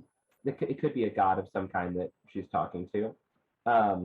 Your patron being Timora, you have a little bit more insight into the adventuring kind of ways. You think that the treasure that you guys seek is probably in this room, especially with the convoluted nonsense that is going on. You're just not sure why or what is talking to her. Okay. So I'm not going to treat you like a crazy person. I'm going to be like, okay, what direction is the voice coming from? Because I think you might know where our prize is. And Lyra, did you say it loud enough for me to hear it? I mean, yeah, I just kind of was like to Corey, like, oh, I heard a voice. Like I wasn't trying to whisper or anything. To kind of help with the direction that we're going in this, could I do an insight to kind of get a sense of maybe what this creature's ultimate goal would be with what they were saying? Return me to my siblings. Yeah, go ahead and roll an insight for sure. I just ask it. You could just talk Communicate back. with it. Yes. That'd be better with an 11. I won't say anything. Yeah, okay, I'm gonna ask where it wants to go, I guess. It's like, where exactly do you want me to get closer? I don't know where I am, but I need my siblings. I need you to get me out. It's dark, and I'll help you. Okay. You do start to get like this kind of pulling sensation from like looking at this really weird aquarium terrarium setup that somebody has. You can see that down below in the very bottom room are a couple of creatures, kind of moving around in circles, and a door on one side of it. You kind of get the sense that that's where you should probably go. He says he's gonna help us. Or it says it's gonna help us, is what I say to the party. All right. Well, I'm just gonna shrug. you tell us to go towards the door. I guess I'll just like take point since I'm feeling this sensation and just be really cautious. I'll stand just behind you so that you benefit from the shield stuff. Can I cast guidance, DM? On her? Okay.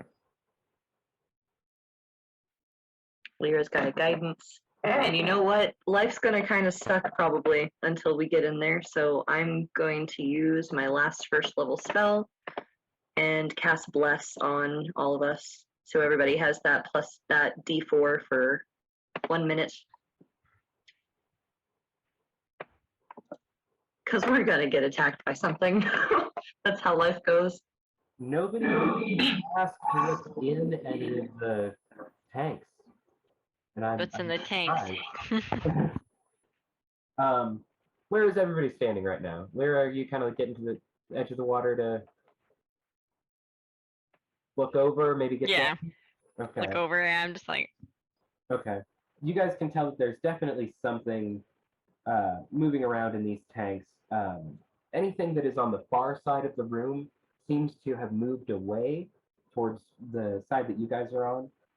As Lyra does walk up to this water, a giant lobster-like creature, big-ass crayfish, a little bit bigger than you, comes up out of the water and tries to like snap at you with its claw. For a 10. A 10 to hit me? Yeah. No. Yeah. But yeah, you can just see this big like sea lobster like thing kind of come up and try and snap at you.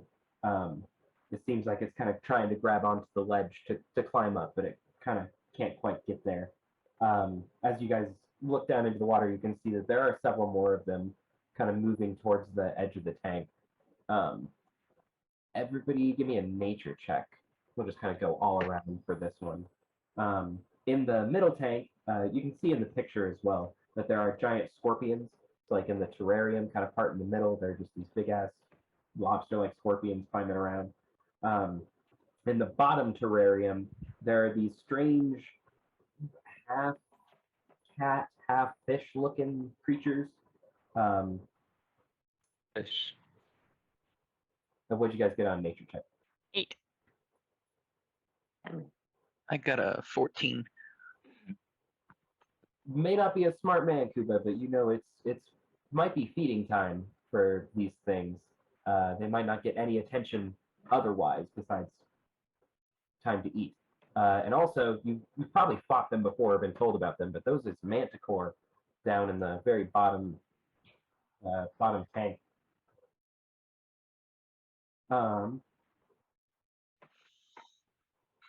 And as you're looking down, you can see one of them is kind of aiming its tail and it flicks it at you, flinging a bunch of spikes up the tank for an 8.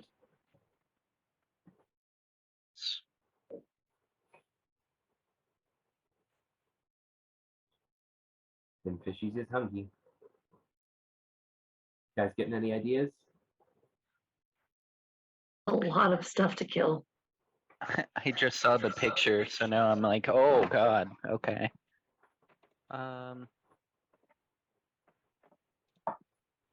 Is there a is there a door that is noticeable? Down by where the manticore are in the very, very bottom chamber, there does seem to be a door down there. You can't really Oh my see a door God. in any of the other terrariums. Well, because we don't have someone that can fight well in water. How far would the gap be between the first aquarium and that bottom layer terrarium? As if we were to jump in the terrarium. So each of the aquarium bits are 10 feet across, and then the terrariums are also 10. So from where you guys are at to the bottom, it's about 40 feet, just to the very, very edge. And then subsequently less 10 feet each. So that could be 10 feet across the first terrarium, or sorry, 10 feet across the first aquarium, 10 feet across the second aquarium. However, that second jump is going to be kind of difficult because you got this invisible force between the bottom pit and then that terrarium. Oof. The chaotic in me just wants to go throw all of your necklace of fireballs and see what happens. I'm down for that. I don't know. You know what?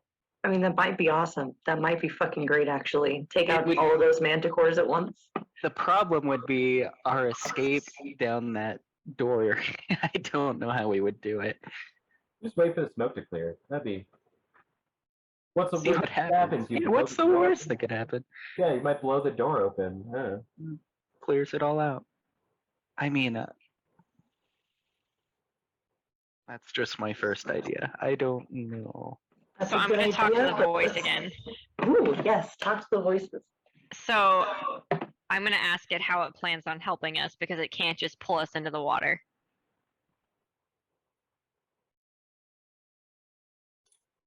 Make a persuasion check. Oof. You do have bless activated. You can use that on this roll. So that's a D4. Yes, ma'am. Okay. Let me see.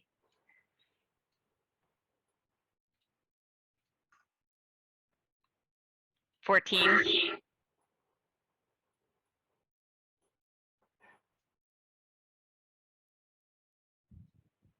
You don't hear anything. I don't hear anything. Shoot. Okay, what if I focus and get angry? Can I Okay. try again? Okay. What do you say this time? Intimidation instead. I'm just gonna kind of yell at it like, you said you were gonna help, so help. Go ahead and do an intimidation check. Oh my god, 9. I've been rolling so low on all my checks today. That is a lot of nines. Did you use my guidance yet? No. I You don't know. also still have bless, so you have 2d4 if you want to use them. Okay. Okay, we're gonna do that. 16.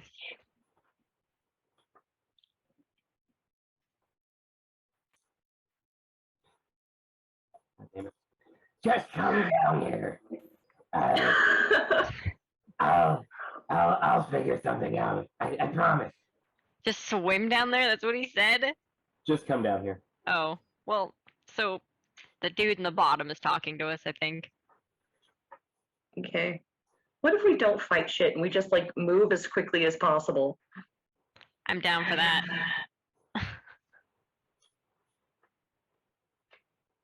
Just bulldoze our way through this shit.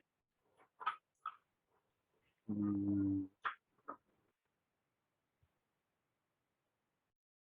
Okay, so there's Mhm. giant crayfish in the first tank. yeah. There's nothing on the landing below it. Yeah. No, there are a bunch of giant scorpions. Giant scorpions. Right. Okay. And then in the second tank, are there more lobsters? No, there are sea lions. Oh my god. Fucking sea lions? Yeah, they're half lion, What? half fish. Necklace of fireball. Yeah, just throw that bitch down there. Oh my gosh, this is dumb. What if we just release them all into each other's cages and let I them thought fight about each that. other? I That's what actually I'm thought about saying. that, yeah. Yeah. Okay, so we need to throw those necklace of fireballs in there. Just try and break all the glass and That's get what the I would dry like stuff to wet, look get the at. wet stuff dry. I'd like to see, is this actually glass? Can I throw, I have darts. Can I throw a dart at the, what I think is glass to see if it breaks? Yeah. Make an attack roll. Is everyone okay with this before I do it? I'll ask the party. Yes. Yes, and Cool. don't forget that you have bless. So I pull out a dart and it's really cool. I aim and you remember like back in high school they used to flick pennies? Same exact thing with just with a dart. So I snap, a dart goes flying. Oh my god. Use Plus your a breath. d4. Plus a thank you. I mean, it's something, if not much. There we go. 14. That's much Hey. better than a 10. So it does hit the glass, and you hear that sound, that tink, but it doesn't do anything to it. But we know it's glass now. I think it's glass. Which layer were you hitting specifically? I guess would be a good thing to Yeah. Specifically, I was aiming for. Let me look at that picture again. I was aiming for the sea lion tank. One on the bottom. Yep. Okay. Yeah, you throw the dart out down there, and it hits the tank, makes a very satisfying and yet dissatisfying noise that it didn't break, but it was damn close. Do the The dart just the dart lands down where the manticores are, and another one of them gives you like a really dirty look from its human-like face, and it whips its tail up at you for an 18. So my At disadvantage. because Because they're nearby to you. Yep. We're all looking at this water. Well, that was an 18, so Damn. on disadvantage. yeah, I rolled an 18 that time. Yep, that one hits. I tried. Thank Oh. you. So yeah, a couple of these manticore spikes come flying up at you. Look at that D8 there. Does 5 points of piercing damage. All just like Stonewall meditated, like they hit me and I just don't even flinch. I just pull them out and I glare back at the manticore as I pull them out. You're like, Yeah, pretty much. Like I'll fire more darts at you. I will fireball your ass. Just for flavor, because I'm curious. When I hit the sea lion tank, was it like a kid tapping on a fish tank? Did they react at all? They didn't react to the initial hit, but they started swimming a little bit faster. You see them kind of like trying to hop up out of the water. Okay. One of them like puts their big old meaty claws over the edge of the tank for a minute, and one of the manticores throws some spikes up at it and falls back. oh yeah, we're definitely making these things fight each other. Yep. So should we start with the lobsters Yes. and just work our way down? Yes. Okay.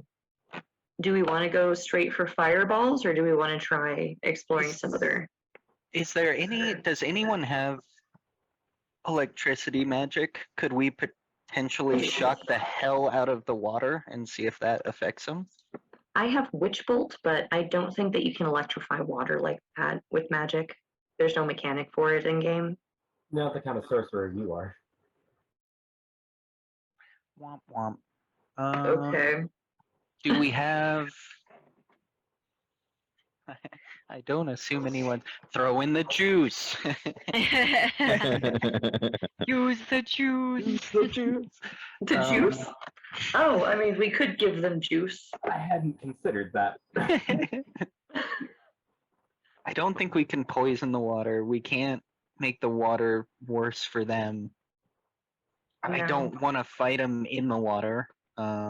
We just have to break the glass from a distance. That's all we gotta do. DM, could I freeze the glass with my rare frost? Like making it more brittle. Yes, exactly. Yeah, Or yeah. if all of us teams up trying to hit it, I don't know. I mean, that's a not ray bad. of- If you guys were to hit different panels, you would know that it would flood faster. That it is a lot of water to try and have come out of just one pane of glass. So yeah, you guys could like each hit a pane with something and then flood it a little quicker. The only What do you thing guys I think? have for ranged is my darts. If you froze the water, I could potentially. I don't want to fall down there. Never mind. Terrible idea. Yeah, I've got darts. That's all I've got. I don't have anything ranged. I have where are they? I have javelins. I do have javelins. Yes, I do. So would you guys like me to freeze it? Yes. And then I only have one javelin though. Is Ray of Frost a cantrip for you? It is, yes. Cool. Then yeah, I say we do that for sure. Mm-hmm. True enough. DM, do I do a hit die for this one?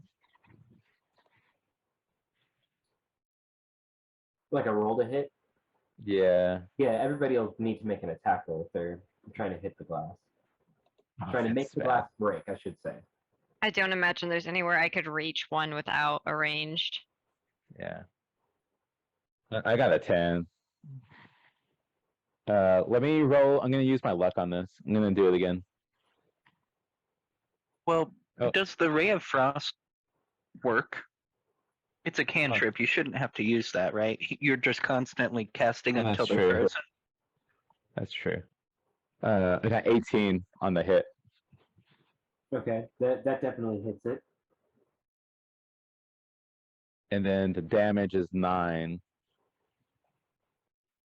Okay, so it does crack the glass, and it starts to shatter, but it looks like it's still got a little bit to go. It's holding on. I'll cast a dart. I'll flick a dart at that specific pane. Are there any like objects around that could be thrown? It is a pretty sparse room. Okay, that's what I thought. I got a 23 on that one. Okay, it definitely hits. 7 on top of that 9 damage. It is getting real close. It's still just it's leaking. It's starting to spray water out a little bit.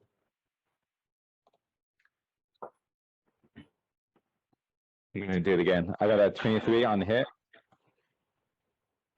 That hits. 15 damage. Okay, and then shatters the glass. So this is for the top layer, right? Yes. You guys are trying to flood the scorpions with? Going down. Yeah. So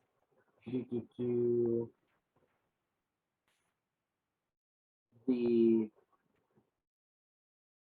so there are 6 giant crayfish and 6 giant scorpions. As the water begins to like flood down into the next tier, the scorpions kind of struggle to stay on top of the water and start to like kind of crawl up on the walls. You guys watch for a couple of minutes as the crayfish like very quickly start going after these scorpions, and the scorpions putting up a good fight. Kronos, roll a d3 and or, I'm sorry, a d6. Ha! And then Kuba, could you also roll a d6?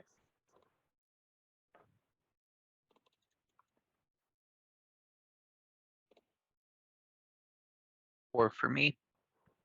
5 for me.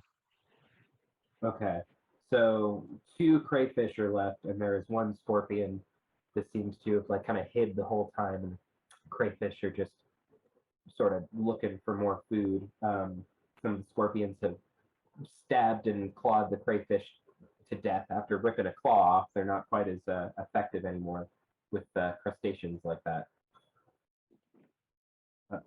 There are a couple of left, and then the second level is now flooded. And the first level is kind of dried out, like an empty swimming pool. How far of a drop is it from where we are to the bottom of this first layer? Kind of just going off the rule of 10 here. So it'd be a 10 feet down. Okay. It's not too bad. No, Yeah. we can jump down there pretty easy. Yeah, I'll be the first. He just kind of walks off the edge, lands with his soft feet, and is kind of just observing what's happening. I'll walk my plate mail ass over and try and carefully like lower myself down. I'll throw down the shield first and then just kind of drop. Okay. You guys can see these creatures kind of just still moving around, kind of hunting each other, just kind of searching. They're not bothering us. I'm gonna also try to drop down there. Okay, yeah, all of you guys are able to get down into the next level with pretty fair ease.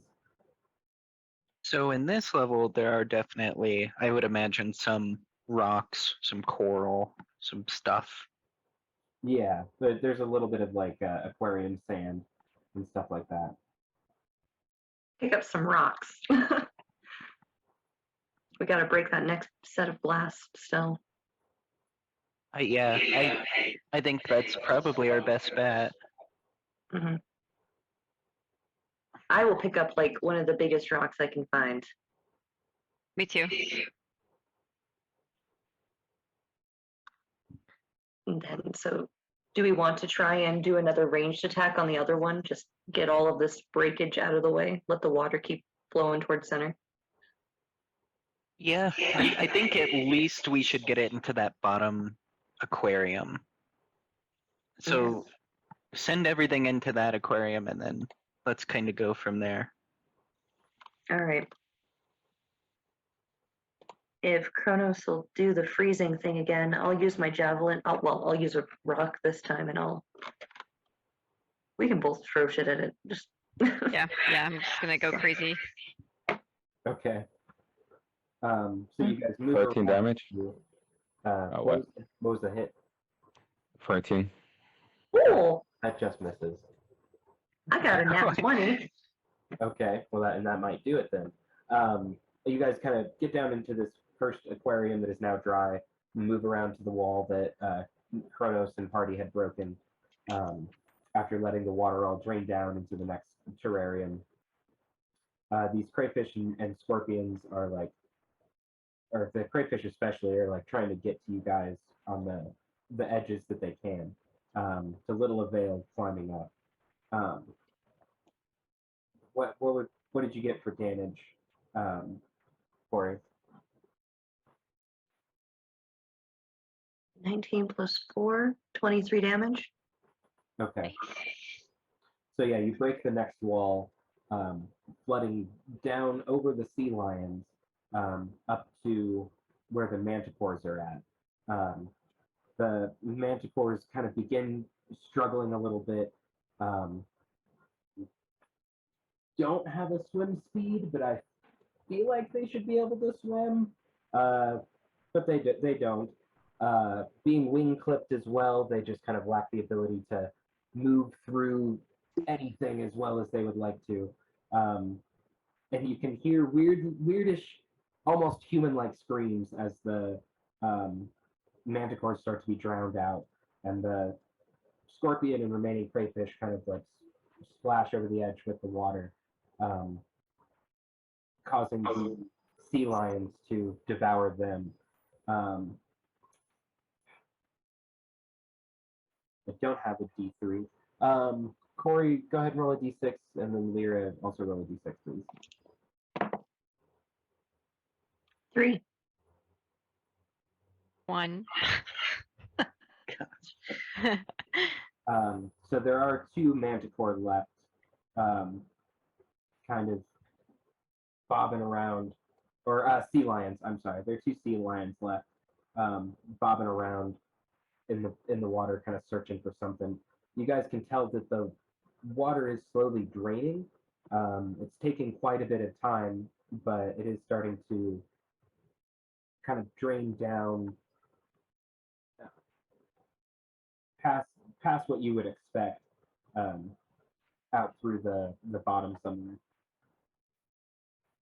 But there still are sea I'm gonna lions. ask the voice if he's still there. Persuasion check.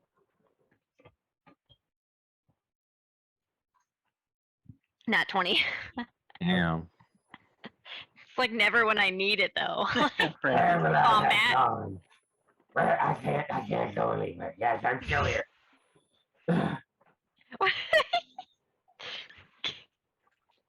Wow. It's just angry jabbers kind of coming through. And tell him to calm the heck down. The other voices in your head start bullying it. Don't talk to her like that. You're such a dick. Only we get to talk to her like that. That's my great granddaughter. What's funny though is anytime I'm talking to the voices, you guys are just sitting there like, what the fuck? You don't get the other half of the conversation. Like, I will probably ask you about it at some point because I get it. I get. I only talk to one invisible person in the sky. You just talk to multiple. Not a big difference. So this water's draining away. Is it beginning to be safe for us to descend?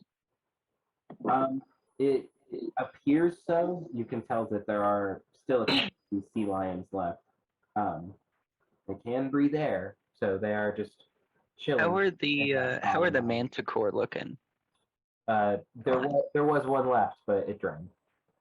Okay. Dead. So, I mean, if the only fight we have is against two sea lions, sea I think we lions? can take it. Yeah, I like those odds way better. Me. For Alright. free. In the name of Timora, let's go fuck them up. I agree. I'm cool with jumping down and they can catch the hands. Okay. There are 3 of them, just to be completely clear. 3 sea lion. Yeah. That's more than a couple. That's why I'm being completely clear. Throw, how many fireballs do you have on that necklace? When you get the necklace, it's usually like 1d6 plus 2. I thought you got 6. I'm pretty sure if I remember correctly from the little shop merchant that was hopping through the things. That's something I probably should have written down. I remember what I'm you almost certain wrote it that was down. 6, like 90% sure. Yeah, I'll go with 6. No, I remember now too. So I think it was D4 plus 2 or something, and 2. Yep. so yeah. We'll say you have 6 of them.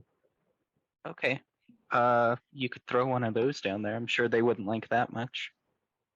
We might need those for later on. I mean, 5 fireballs are still really good. Use the juice. The juice? Just give them juice. Just give them juice, get them drunk a little We bit. don't know what they're gonna do, Yeah. once they drink this juice. Maybe they're actually cool guys. Maybe They're like, ah, yeah, this juice is freaking delicious. Sweet. they're sea lions. Well, you know. That would be my plan. If you want to do a fireball, I will let you have the honors. I'm not going to talk you out of it. If someone has a better plan, by all means. The necklace of fireball automatically comes with 9, just so you know, Kronos. But I'm just gonna like tap 3 of the charges so that we remember it's 6. So it'll keep track that it's 6 out of 9.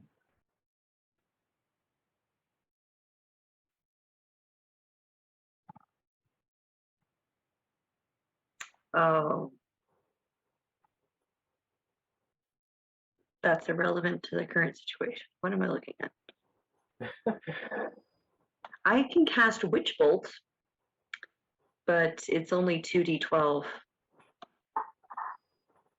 I can, however, continue to shock them until they just die if I have enough distance. I mean, like, I was gonna help break the glass, so I'm still holding, like, this rock. Just Ooh, And I'm throw kind of that bummed down. out about it. I'm kind of bummed out I didn't get to throw it, so kind of just like, You can still absolutely throw your rock at them. At these dudes. Were you trying to throw a rock at the sea lions? yes, yes. That's what you're doing right now? Yeah. Cool. Go ahead and make a ranged attack. Oh, dang. I don't have, let me see. I just Well, have whatever unarmed your- strike and, Whatever your, unarmed strike. We'll Okay. just go with that for the improvised weapon. 15 to hit. That just hits. Oh, okay. And then it's just gonna be, if we're doing the damage for unarmed strike, it's just 4. I'll let you add a d6 for the bludgeoning of the rock in the distance. And then 9. Okay.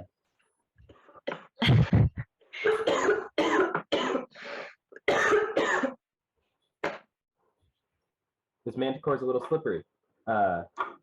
It kind of wiggles out of the way, but you do like nail it on the tail, then fuck it up a little bit. Is that sea lion or manticore?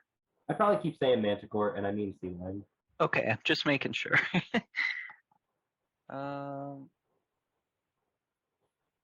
Kronos, do you just not want to use the necklace of fireball?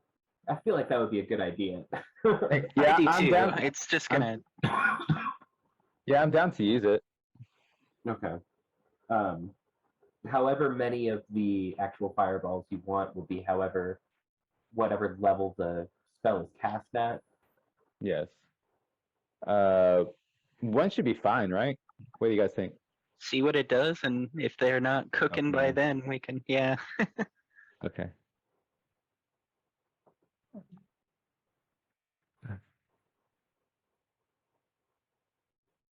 What is the dex save?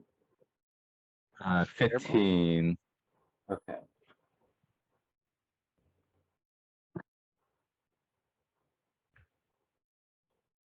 So I'm confused about it, I guess. I don't see it on first or second level, but I see it in third level. Because it's a third level spell. Oh, okay. So you need to roll a D15? I mean, a Dex 15? Yeah, each of them do. I feel like it'll be a disadvantage because they're kind of in a box here. Because what's the area of effect? They're Pretty like large. 30 feet or something. 20 foot radius. Okay, yeah, it would basically fill the box. Like they're all gonna fails. Fails. I mean, one of them succeeds, but like, I don't feel like they really can here. It was still at disadvantage. I rolled 18 and 19. Hides under the bodies of the others. Yeah, right.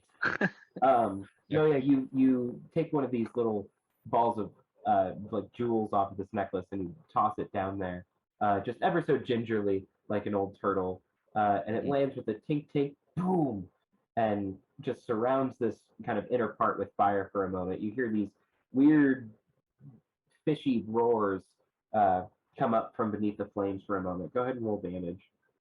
30 damage. Nice. Yeah, did a pretty good chunk of damage to each of them. They're still kicking? But they are still around, yeah. I feel like I don't want you to waste them all. I feel like we could probably take them now. There's 3 damaged sea lions. I think we could take them. there any other rocks around? I could just. Throw all the rocks. Well, because I don't have any ranged. I mean, you I have could darts. stand up on that top rung and kind of just throw stuff at them. Yeah. Because we really don't need to go down, to be honest. But that's up to you guys. We can shoot from up top. Well, and we do have to go down because that's our way out of this. Yeah, but I mean, by killing them, we can kill them from up high, and they have to be up close. Yeah, I've only got. I have 38 darts left. So I mean, then once you go down, you can get them back, right? I'd imagine so. They're kind of like arrows. Yeah. Yeah. Let's just It'll be slow, it's not gonna be fun, but I think we can kill these guys from up top. throwing rocks and darts. Yeah. I'm fine with that. I don't want you to waste another one, so. It's like holds my axe above the top and it's just like.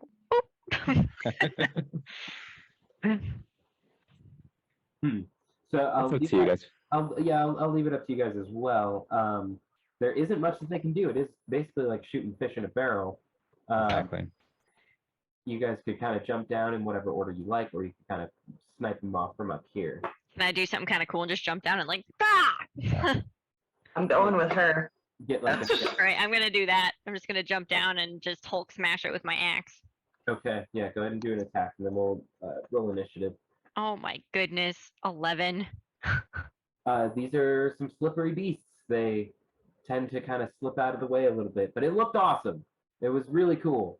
Well, then I'm gonna do like a little spinny thing with my second attack and try to like swipe at it. I'll give you the first one for free, then we'll do initiative after that. Corey, Oh, do you okay. also want to come jump down swinging? Heck yeah. Okay, so same thing. You can do one attack.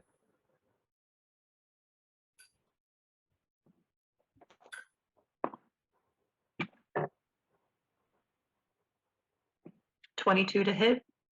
Damn. Okay.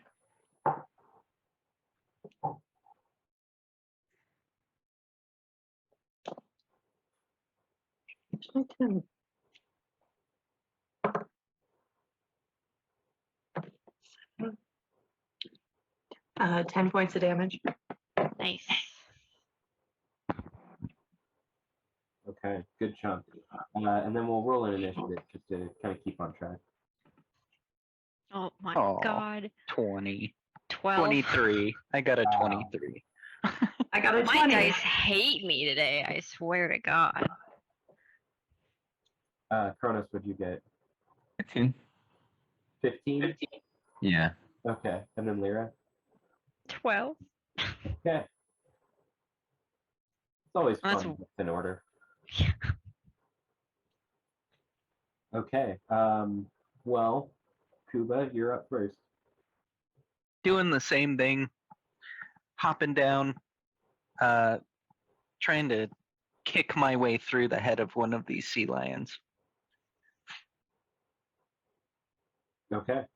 How's a 16 look? That does it. Sweet.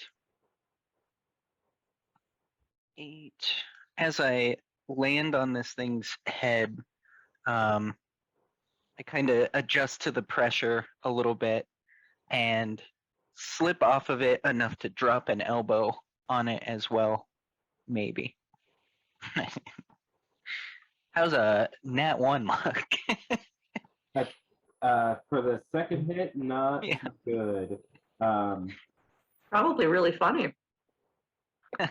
I just hit it and it's so slippery. I wasn't It's just expecting it. I've been rolling so bad tonight too. It's I've had to use awful.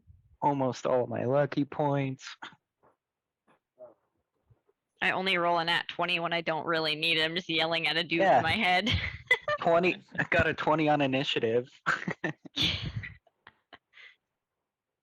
You may not. As you go to get another hit on this thing, you slip like right into the lion, who was just kind of hungry and ready. And it just like hugs into you and gets a good old bite like right out of your shoulder. It does 17 points of piercing damage as its big maw just gets a chomp right on you.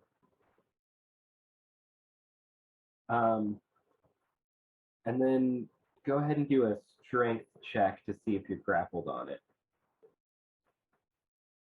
11. Oh no. Yeah. It's No, you already said it. it was feeding time. I believe This is bad. Yeah. although you're grappled, I believe you still can't attack if you have another attack. And your movement's just 0.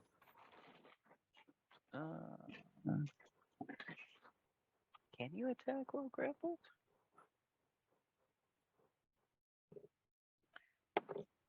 First thing that comes up. You have advantage. I think so.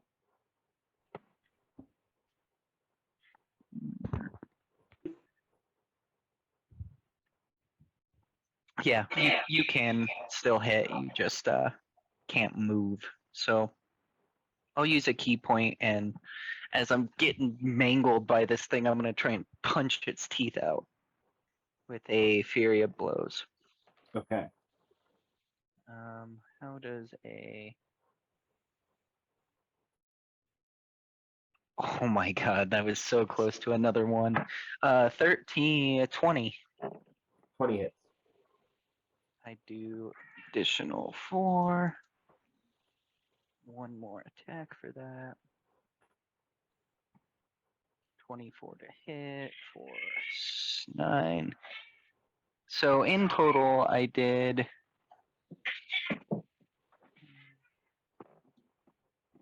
Math this late is the worst.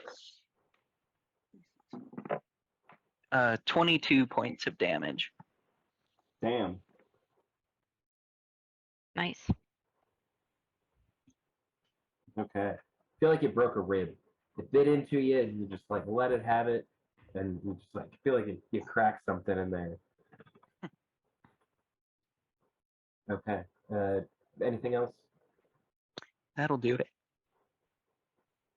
Now it's its turn. Oh god. And it's not tasted meat in a little while. It's kind of just going for some more chomps on you.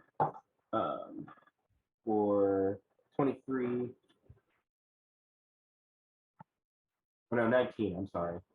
Still hits. Okay. And 15. damage? 15 to hit for the second bite. Second one does not hit. Okay.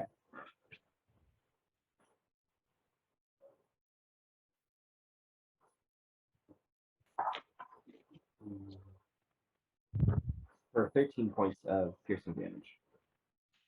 Ow. Stop. Bad kitty. Yeah. All right, that's its turn. Lyra, you're up. Gonna hit it with my axe. Okay. Gonna try to cut it like in half.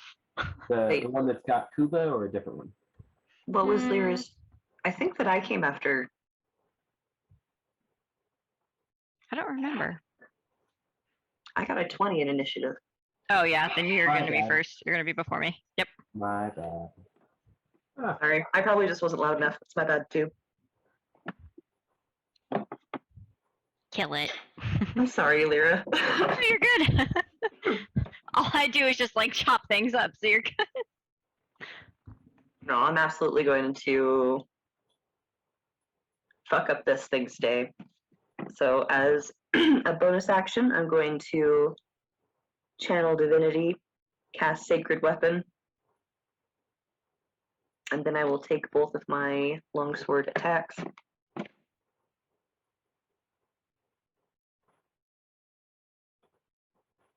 You're going right? Yeah, the one that has Koopa. Like, it's gonna die. It needs to die immediately. Okay.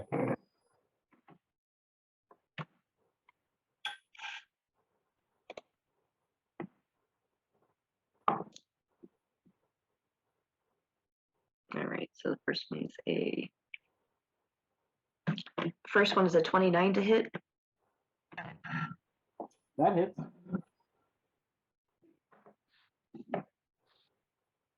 Second one is an 18 to hit. That still hits. Okay. Give me a second on the damage here.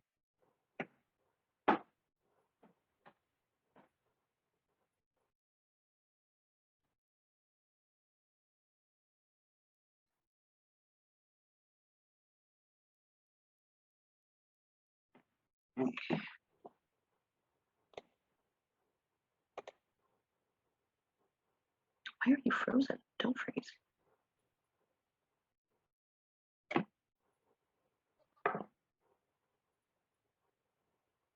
Mm.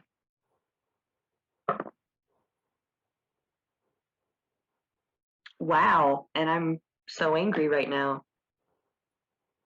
I rolled 1 on both of those d10s. Oh. So I did a total of 6, 7, 8 damage. It's just a little bit frightening with this thing has a hold on him. It's a little jarring and just kind of panics you a little bit. You're like, oh my god, I got you. And Trying not to hit him. yeah. Okay. As the fury of blows are kind of going at it, it's hard to get in between the arms sometimes. All right. That ends my turn. Okay. Kronos, you can see that 2 of these things are pretty clearly going after the ones that have kind of jumped down. But there's one of them that's kind of lurking off to the side, and it makes a pounce up onto the next level, up where you're at, and it's looking like it wants some tasty turtle.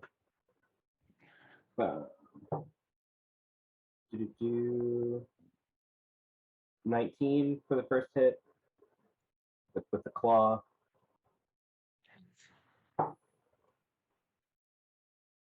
Actually, I'm gonna reverse it, and he's gonna have to roll again. Okay. I rolled an 8 that time for a total of 14. Missed. Okay. And then it's going to go for a bite attack. Ooh, nat 20. Oh god. And then a 1 for the second bite. So 2 damage. Are you gonna double it? Oh, geez, that's pretty funny. It gets one good chomp. It gets real lucky with a good chomp, and then wants another, but then just like slips off the shell, bites its own tongue. So it takes some damage. but then you also do take, as it like gets that one good bite, puts a couple of holes in your shell, just chunk. You can feel it. Oh, it's gonna stink from.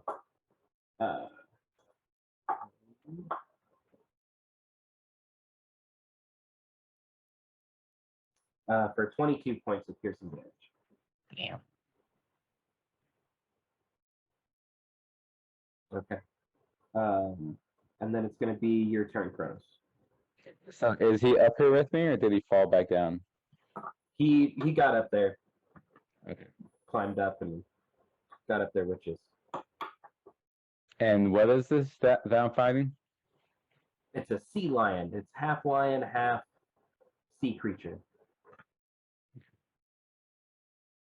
I'm gonna cast enlarge or shrink. Okay, okay. It's a whiz save. Yes, a 15.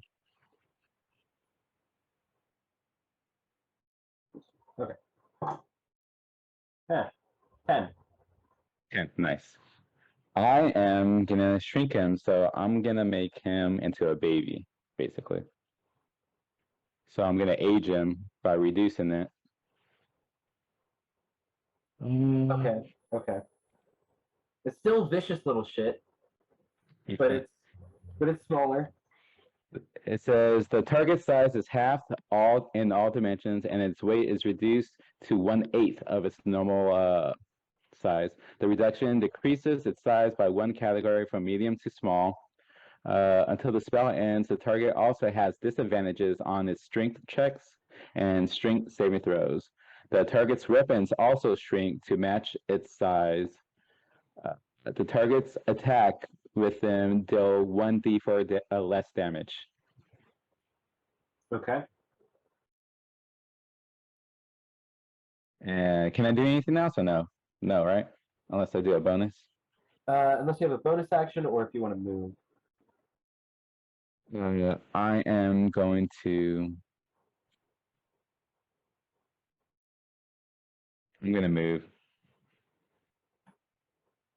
You want to And I'll just try to step. Yeah, I'll try to. I'll try to step away. Just back up a bit. Actually, no. I'll jump down, if that's fine. Yeah. Okay, I'll jump down and join the party. Okay. And I just imagine him jumping down like a big old sumo wrestler, jumping down. A big old thud. Okay. You land down on this ledge after being kind of frail with standing up and everything. You take this landing pretty solid. You put it mostly in the shell, which absorbs the impact and stuff. You do put yourself in between one of your friends and one of these sea lions that was about to attack your friend. So you do absorb some blows from it that's coming your way. So the claw is a 22, and then the bite is a 24. And the So the attack was 22? 22 and 24 for the first two attacks. The last attack is 14. So all those were damages? All those were to hit Okay. attacks. So the first two. Okay. I just do all the attacks at once to kind of Yeah. out of the way. Okay. So it swipes at you with its claw as it was kind of surprised by your sudden entrance. And then saw its friend bite you, so it thought it would get a taste. It is feeding time after all. Jeez. 19 damage on the claw, 19. and then 11 damage on the bite.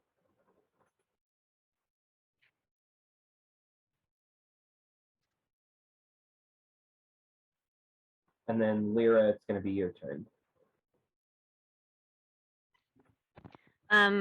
So Corey and Kuba are like still around the 1, right? Mhm. How likely is it if, let's just say worst case, I rolled a 1 and I went to swing at it, I would hurt them? Fairly likely. Corey Okay. is probably within 5 feet of you to try and give you protection. So, and the other ones are attacking Kronos, right? brother one or whatever. Yes, the one that it does not have Kuba kind of grappled up, yeah, is looking at Kronos like a turtle steak. I'm gonna go after that one. Because I don't want to hurt the other two since there's already two on top of it. I can handle Kuba. Yeah. So I'll go after the one that's going after Kronos. Does a 19 hit? Yes. Okay. How about a 17 for damage on that first one? And then a 23 hits, and then another 7 damage. So 24 total damage. Okay. Good hits. And then I'm gonna just kind of step back, like, defensively and watch the party. Okay. We'll be back to the top with Kuba. Go ahead and make a strength saving throw if you want to try and get out of the grapple. I do. 21. Did you manage to pull yourself out of this thing's grip? Cool. Silly me. As I learn, Monk, I have deflect missiles, so those manticore spikes wouldn't have hit me. And I could have thrown them back at him, but the more you learn. Anyway, so I am now free of its grapple. And that is my entire action, isn't it? With grapple? I don't think so. I think that's Creature. like at the start of your turn you're able to. Hey, I'll take it. So I'm looking very angry right in the face of this sea lion, and I am going to give it a good old punch right in its face. For a 12 to hit. That does not hit. I hit it and it just like it's so slippery. I don't connect. My hand kind of gets out of place, but I quickly chamber it back and try it again with my other fist. 17? That does hit. Thank God. There we go. All right, so that's going to be 6. I will spend a key point to Fury of Blows. Let me mark that off so I don't forget. It's going to be... First hit is a nat 20. Let me roll that damage really quick. Oh shit. 11. Second hit is a 22 to hit plus 7. All right. So basically, I just start pummeling this thing. 11,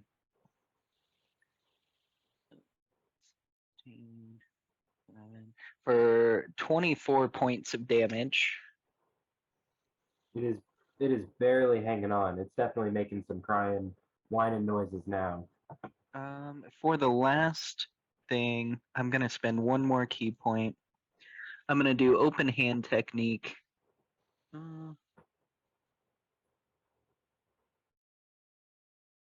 Yeah, I'll do open hand technique, and I'm going to attempt sea lion. Sea lion? No, its strength's pretty high. You know what? No, I'll do special. I'll do stunning strike. So, after hitting it, it's going to be stunned until the end of my next turn if it fails a con saving throw. Okay.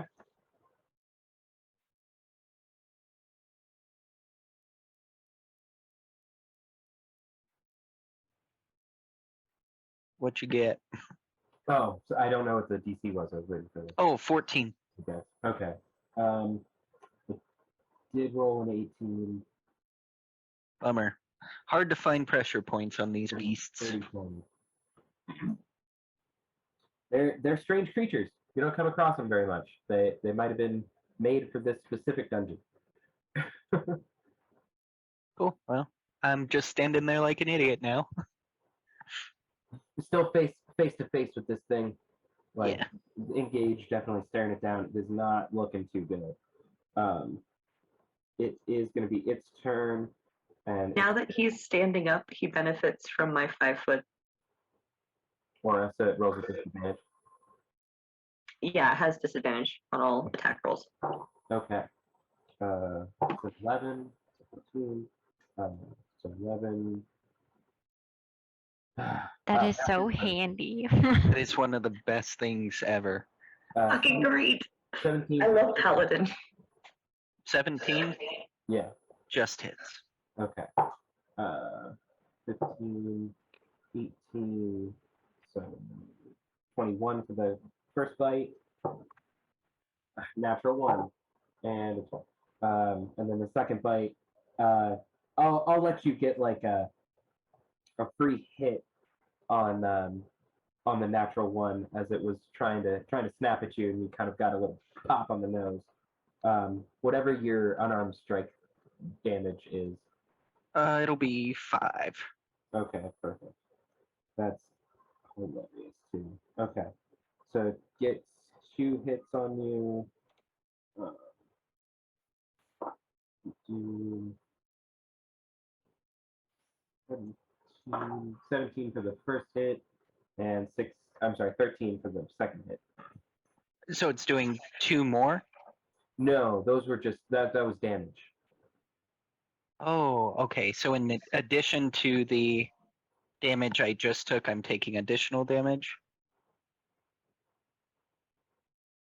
What was the first damage for? Didn't you? Did I mess that up? I thought you just gave No. out damage. Like, damn, you just keep attacking. You just keep going. You've attacked him like 4 times. Yeah, They get confused. They get 3 attacks though. Okay, Yeah, so I so- am taking additional damage then. The first attack hit, didn't it? First attack hit, second one was a Nat 1. nat 1. What was the third attack's? Was a no, 10. I'm rolling with disadvantage. Yes. Yeah, so that's why I'm saying different totals here, because I'm like, oh, that's what that is, and then rolling again. For the Okay. number. So the last sorry. one was either it would have been a 13 to hit. I got a 12 on my die right now, and it's got a +6. That's all I have to go off of. Because I got confused here too. It hits. I'm pretty sure it only hit twice. Okay, I've only taken damage 1 time. So if it hit twice, I need the damage for that second hit. Okay. The Okay. 13 was damage on the second one. Yeah, 13. and 3. Are I you am still down alive? to I'm down to 4. Oh, fuck. Okay. I got you. I'm still standing. Okay. Sorry for that whole confusing nonsense. Corey, it is your turn. There's one that is barely standing in front of Kuba. And then there's one that has kind of got eyes on Kronos. Lyra's kind of got a hold of it. And there's one that seems to have not vanished, but somewhere. No, like, I absolutely need to kill the one that is on Kuba, or else Kuba's gonna die. So I'm gonna use my last sorcery point.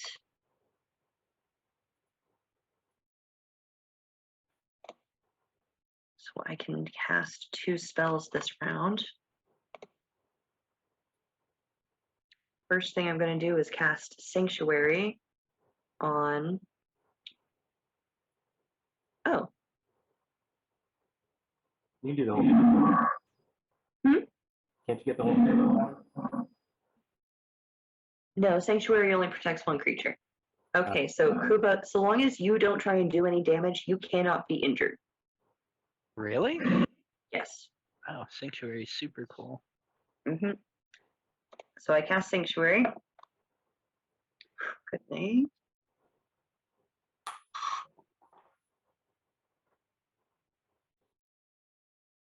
And then you're going to get a 3rd level Cure Wounds.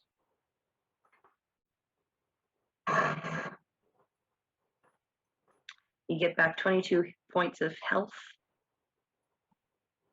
Thank you. All right, and that is the full extent of my turn. That certainly saved me. Thank you. Yeah, absolutely. Good move. Good move. Oh, let me read Sanctuary. So the creature has to make a wisdom saving throw of 15 if it decides to attack Kuba. If it fails that wisdom save, it is forced to choose another target. It has no choice.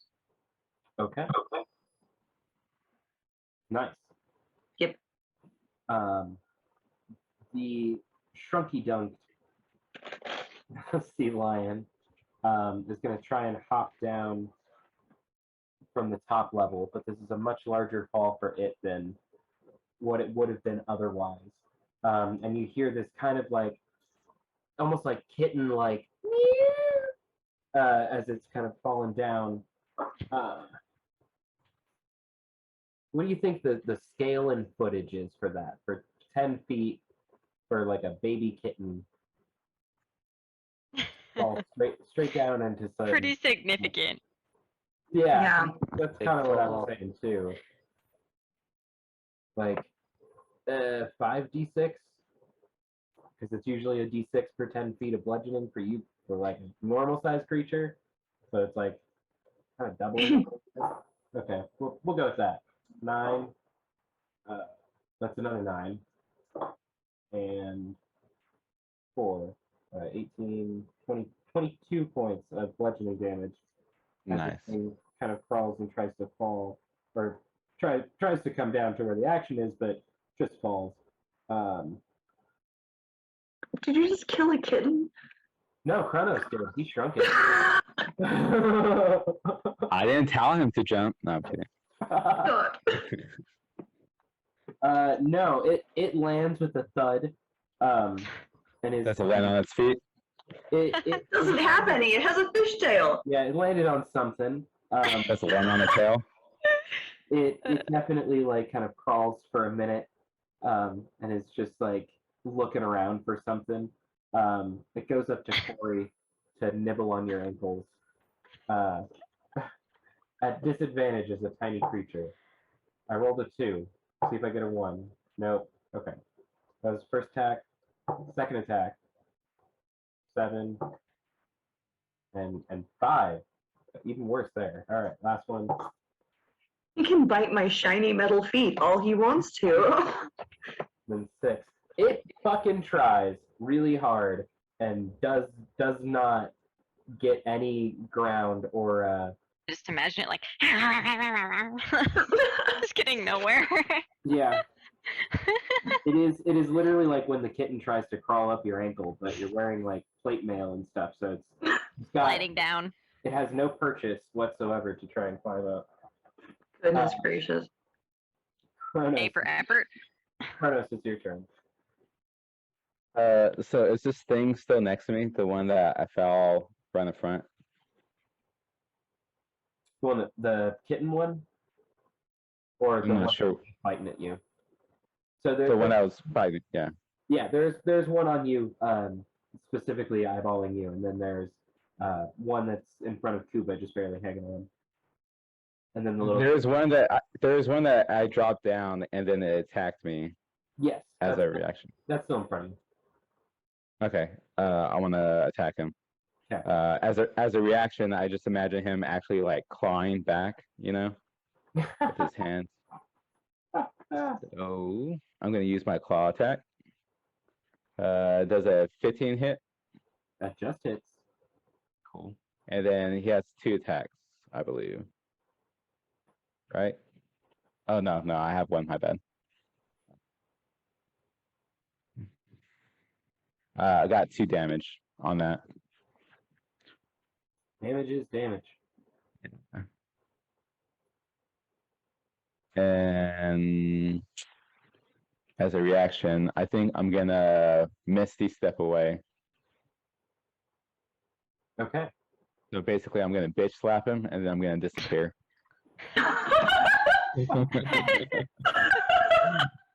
Where's you, young whippersnapper?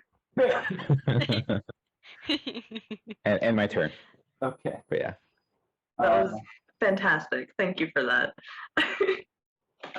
So the one that just got bitch slapped for 2 damage, it's a little stunned for a minute. It's like the first time you spray a cat with water, and they do that bitch kind of. But it's got nothing to unleash that anger on besides Lyra. So the claw attack rolled a 10 and a 4, so no. Nope. And the this is a disadvantage. I'll give you the total. 11 and 1. All right. 9,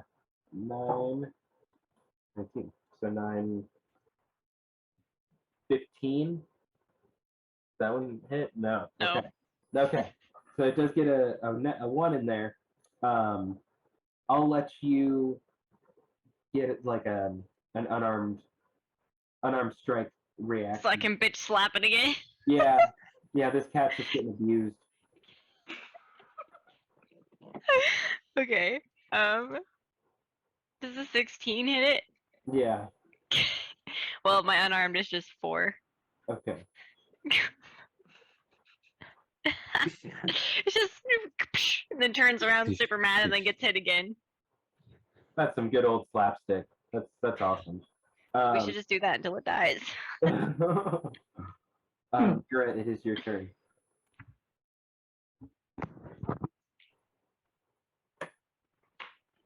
Okay. I guess I'm just gonna hit it with my axe. Oh my goodness, does a 13 hit it? No. It's too little, I just miss. Okay, I'm gonna try one more time. Yeah. 22. Okay. And then 12 damage. It got wise there for a second. It's like when your little sibling learns and they duck out of the way, but then you gotta kind of go a different route. All right, Kuba, we're back at top with you. I feel like Rocky Balboa. Like I've been fighting this thing, like duking it out with it, and I'm not Going quitting now. round- Yeah. Yeah, he's going on I'm- round 4, I think. Yeah, I'm fighting it. Does a okay. First one was a 10, second one's a 25. Hmm. So second one. Oh my god, these rolls. Alright. 5 damage. Give me a That sec. is enough. Okay, good. I headbutt this thing right in its face, breaking its teeth, and like I like headbutt so hard I go into its mouth, and as I come back out, it like rips its jaw open and just falls to the floor. So I'm like covered in sea guts and blood, and there's like a tooth fragment in my arm, and I just don't even care. I'm so mad. I've been playing a lot of God of War, so like that whole scene tracks with just like the crazy, brutal, and yet creative kills. That's like one of its teeth even it like impales itself in there. It's quite a sight to see. But I come out as a free action.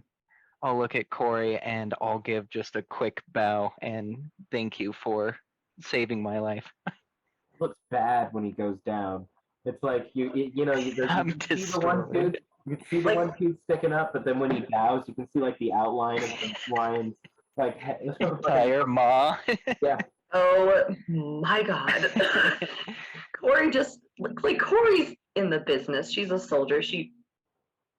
No, come here. It is your Just turn. gonna start like I'm gonna give you some more healing. Just like get the shark teeth out of your fucking hair. Oh, I'm good. I'm ready to go. I'm back up above 20. Let's do it. That's But not that'll- nearly good enough. No. That'll be my move. Okay. And I'm just gonna I will go full doctor mode and be like, shut up and let me help you. before that, is the small one within 5 feet of? It's on my Yeah. ankle. I didn't mean to skip over you. I'm sorry if you still had stuff you could do. I do. I have another attack. Okay, I'm sorry. Oh, that's Alright. okay. That roleplay just kind of felt seamless a little bit. I've been Yeah, so- so as I bow, I look down at the ankle and I see the other one trying to get a bite, and I'm gonna try and just stomp it. I was waiting for somebody to stomp it. Nat 20! Oh my god, yes. Oh! Oh no. For 9 damage, but still super Still. cool. I mean, I kind of want you to describe this further, honestly, like, because So, that was yeah. quite- I bow, I see the thing, I look back up to Corey, and with like super monk quickness and precision, I just like lightning quick smash this thing straight off of her ankle into the ground below. If it kills it, it splatters a good amount. For it's like everything that was in that tiny thing is now out of that thing. There was way more mess than there should have been. Yeah. Like, when it dies, the spell ends, and it like all the guts. Oh god! It gets back to normal size. Oh god! It goes from being a small creature to a large creature. Yeah. Or- Just inside out. That's awesome. love it. The outsides are now for the So you step on this thing and it's like a red mist Explodes. bomb. Ew. Red mist bomb. I imagine like that gag gift, like you open up a can of So worms, you know? Yeah, Yeah, that's no, it. I'm- Oh. That's what I was imagining too, actually. Yeah, just like confetti of guts and viscera that come out of this thing. Pretty neat. Okay, so the action that I will use then for the lay on hands I'm going to do will be to smack you upside your head. That's very fair. But you get back another 14 points of health. Thank you. How's the rest of the party looking? I'm pretty rough. You're pretty rough. Yeah. Okay. Lyra? I'm 63 of 86, so definitely take care of them first. Okay. Yeah, I'm 25. I feel like if my homebrew game here had achievements or trophies or something, there probably would have been one for that because there was a double kill and a brutality. Like brutality. That was a very, very cool, vicious Yeah. monk move. I think my masters would disapprove of it. For the baby Too much kitten, violence. yeah. Too violent. Unnecessary. All right. We're going to do a cure wounds on you, Kronos. Can I question the guy in my head and be like, so when are you going out? Exactly. Come get me. Oh my god. Kronos, you get back 15 points. Thank you. Mhm. Hey DM, we're gonna have to wrap it up soon too. I gotta bounce. Yeah, I was trying to have this done by 10. I feel like we could get through this here pretty soon. It's not like there's a whole lot left here. There's the one that's like barely hanging on. If you want to do your move, I'm sure it'll kind of finish us Be up. the end of combat. I'm gonna act like I didn't see it, and then I like turned around and I just whack it with my staff. Hopefully, this is gonna be enough damage. I'm gonna kind of like backhand it. I got 19 on the hit. Does it land? Yeah. Okay. And then 6 on damage. Yep. That is how much HP it had left. Nice. Almost like for a minute there, you guys were like training bad cats, especially Kronos' move of like just silence, young one, kind of backhanding it and just knocking it out. It just falls limp to the side. You guys can see that in the next level down, the water is mostly drained out. And from your vantage point being a lot closer, you can tell that there is a treasure chest on one side of this room opposite the door that you could see from when you walked in or were kind of coming down.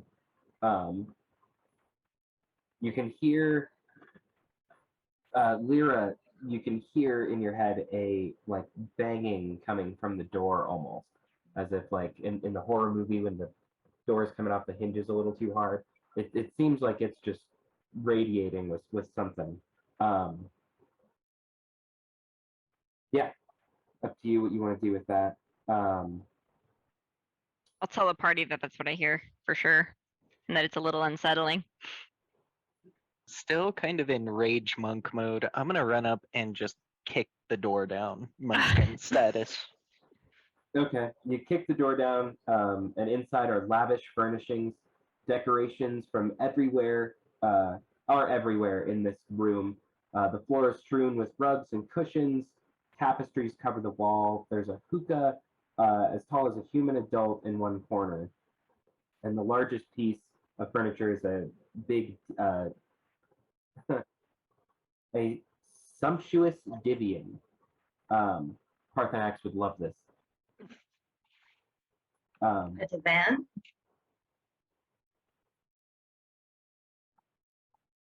A divan is like a chair plus a bed. Yeah. I said Divian, huh? Okay, I just wanted to make sure I understood.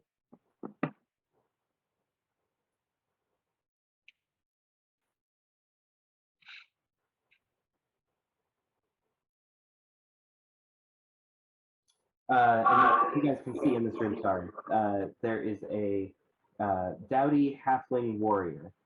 I'm actually not sure what that word is. D-O-U-G-H-T-Y. Dotty? Body. A dotty, That's not a word I hear often. a dotty halfling warrior, who kind of jumps up holding the hookah hose in his hand. Oh, why thank you. Are you here to free me? I've been trapped here by a wizard for thousands of years.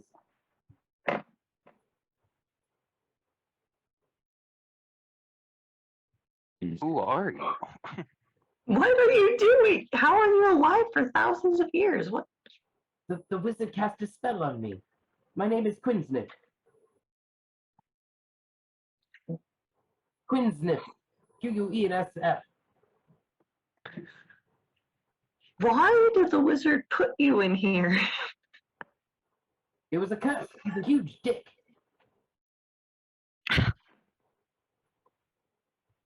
Okay, just because I am a skeptic at heart, I'm going to cast Zone of Truth. Why did he build any of this dungeon?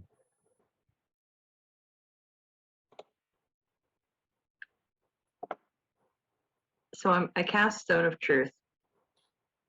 What is that? It means that no creature within a 15-foot radius may lie in my presence. Oh shit.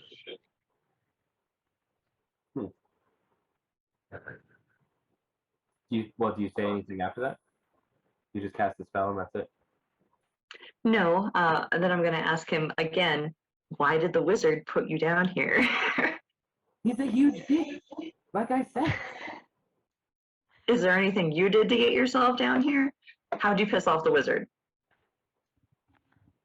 I lost a bet with him. And what was the bet?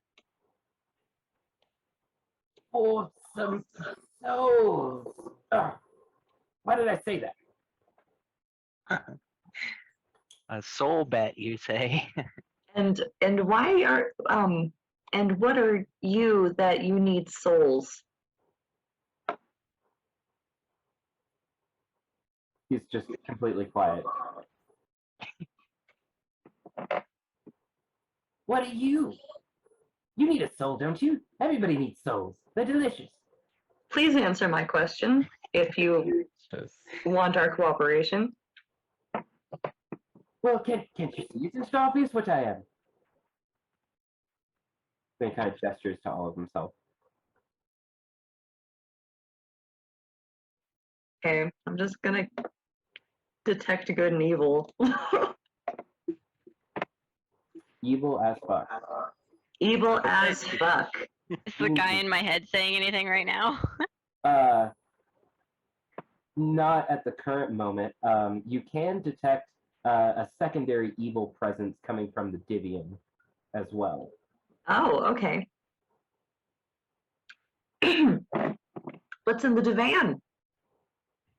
What's your evil nonsense got going on over there? He goes, "Oh, fuck this," and just and throws his hands down, and he transforms into this like 8 foot tall Oni. Oh my god. Me. I continue to stare at him like a disgruntled parent. I'm so disappointed in you. Yeah, I'm not mad. I'm just I'm just disappointed. disappointed. You've disappointed the paladin. How dare you? Okay, and then we'll pick it up there next time with an initiative, or any last minute actions that you guys might want to do. Is anybody down to play next week? I would kind of like to. It's the 19th. If you guys are free, I'd be down. But if you want to take the week off, that's cool. I know what time of year it is, so that kind of makes things weird. But the next Monday would be the 26th, so we probably wouldn't play till like the 2nd. I'm down for the 19th. I Yeah, think I'm the fine. 19th Yeah. works for me.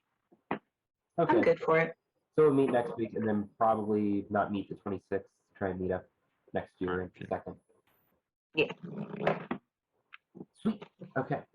I'm excited. Alrighty. We're at the room. You guys are at like We're the so close. room of the dungeon.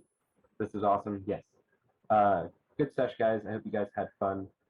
Thanks for joining us. I'm gonna stop the recording.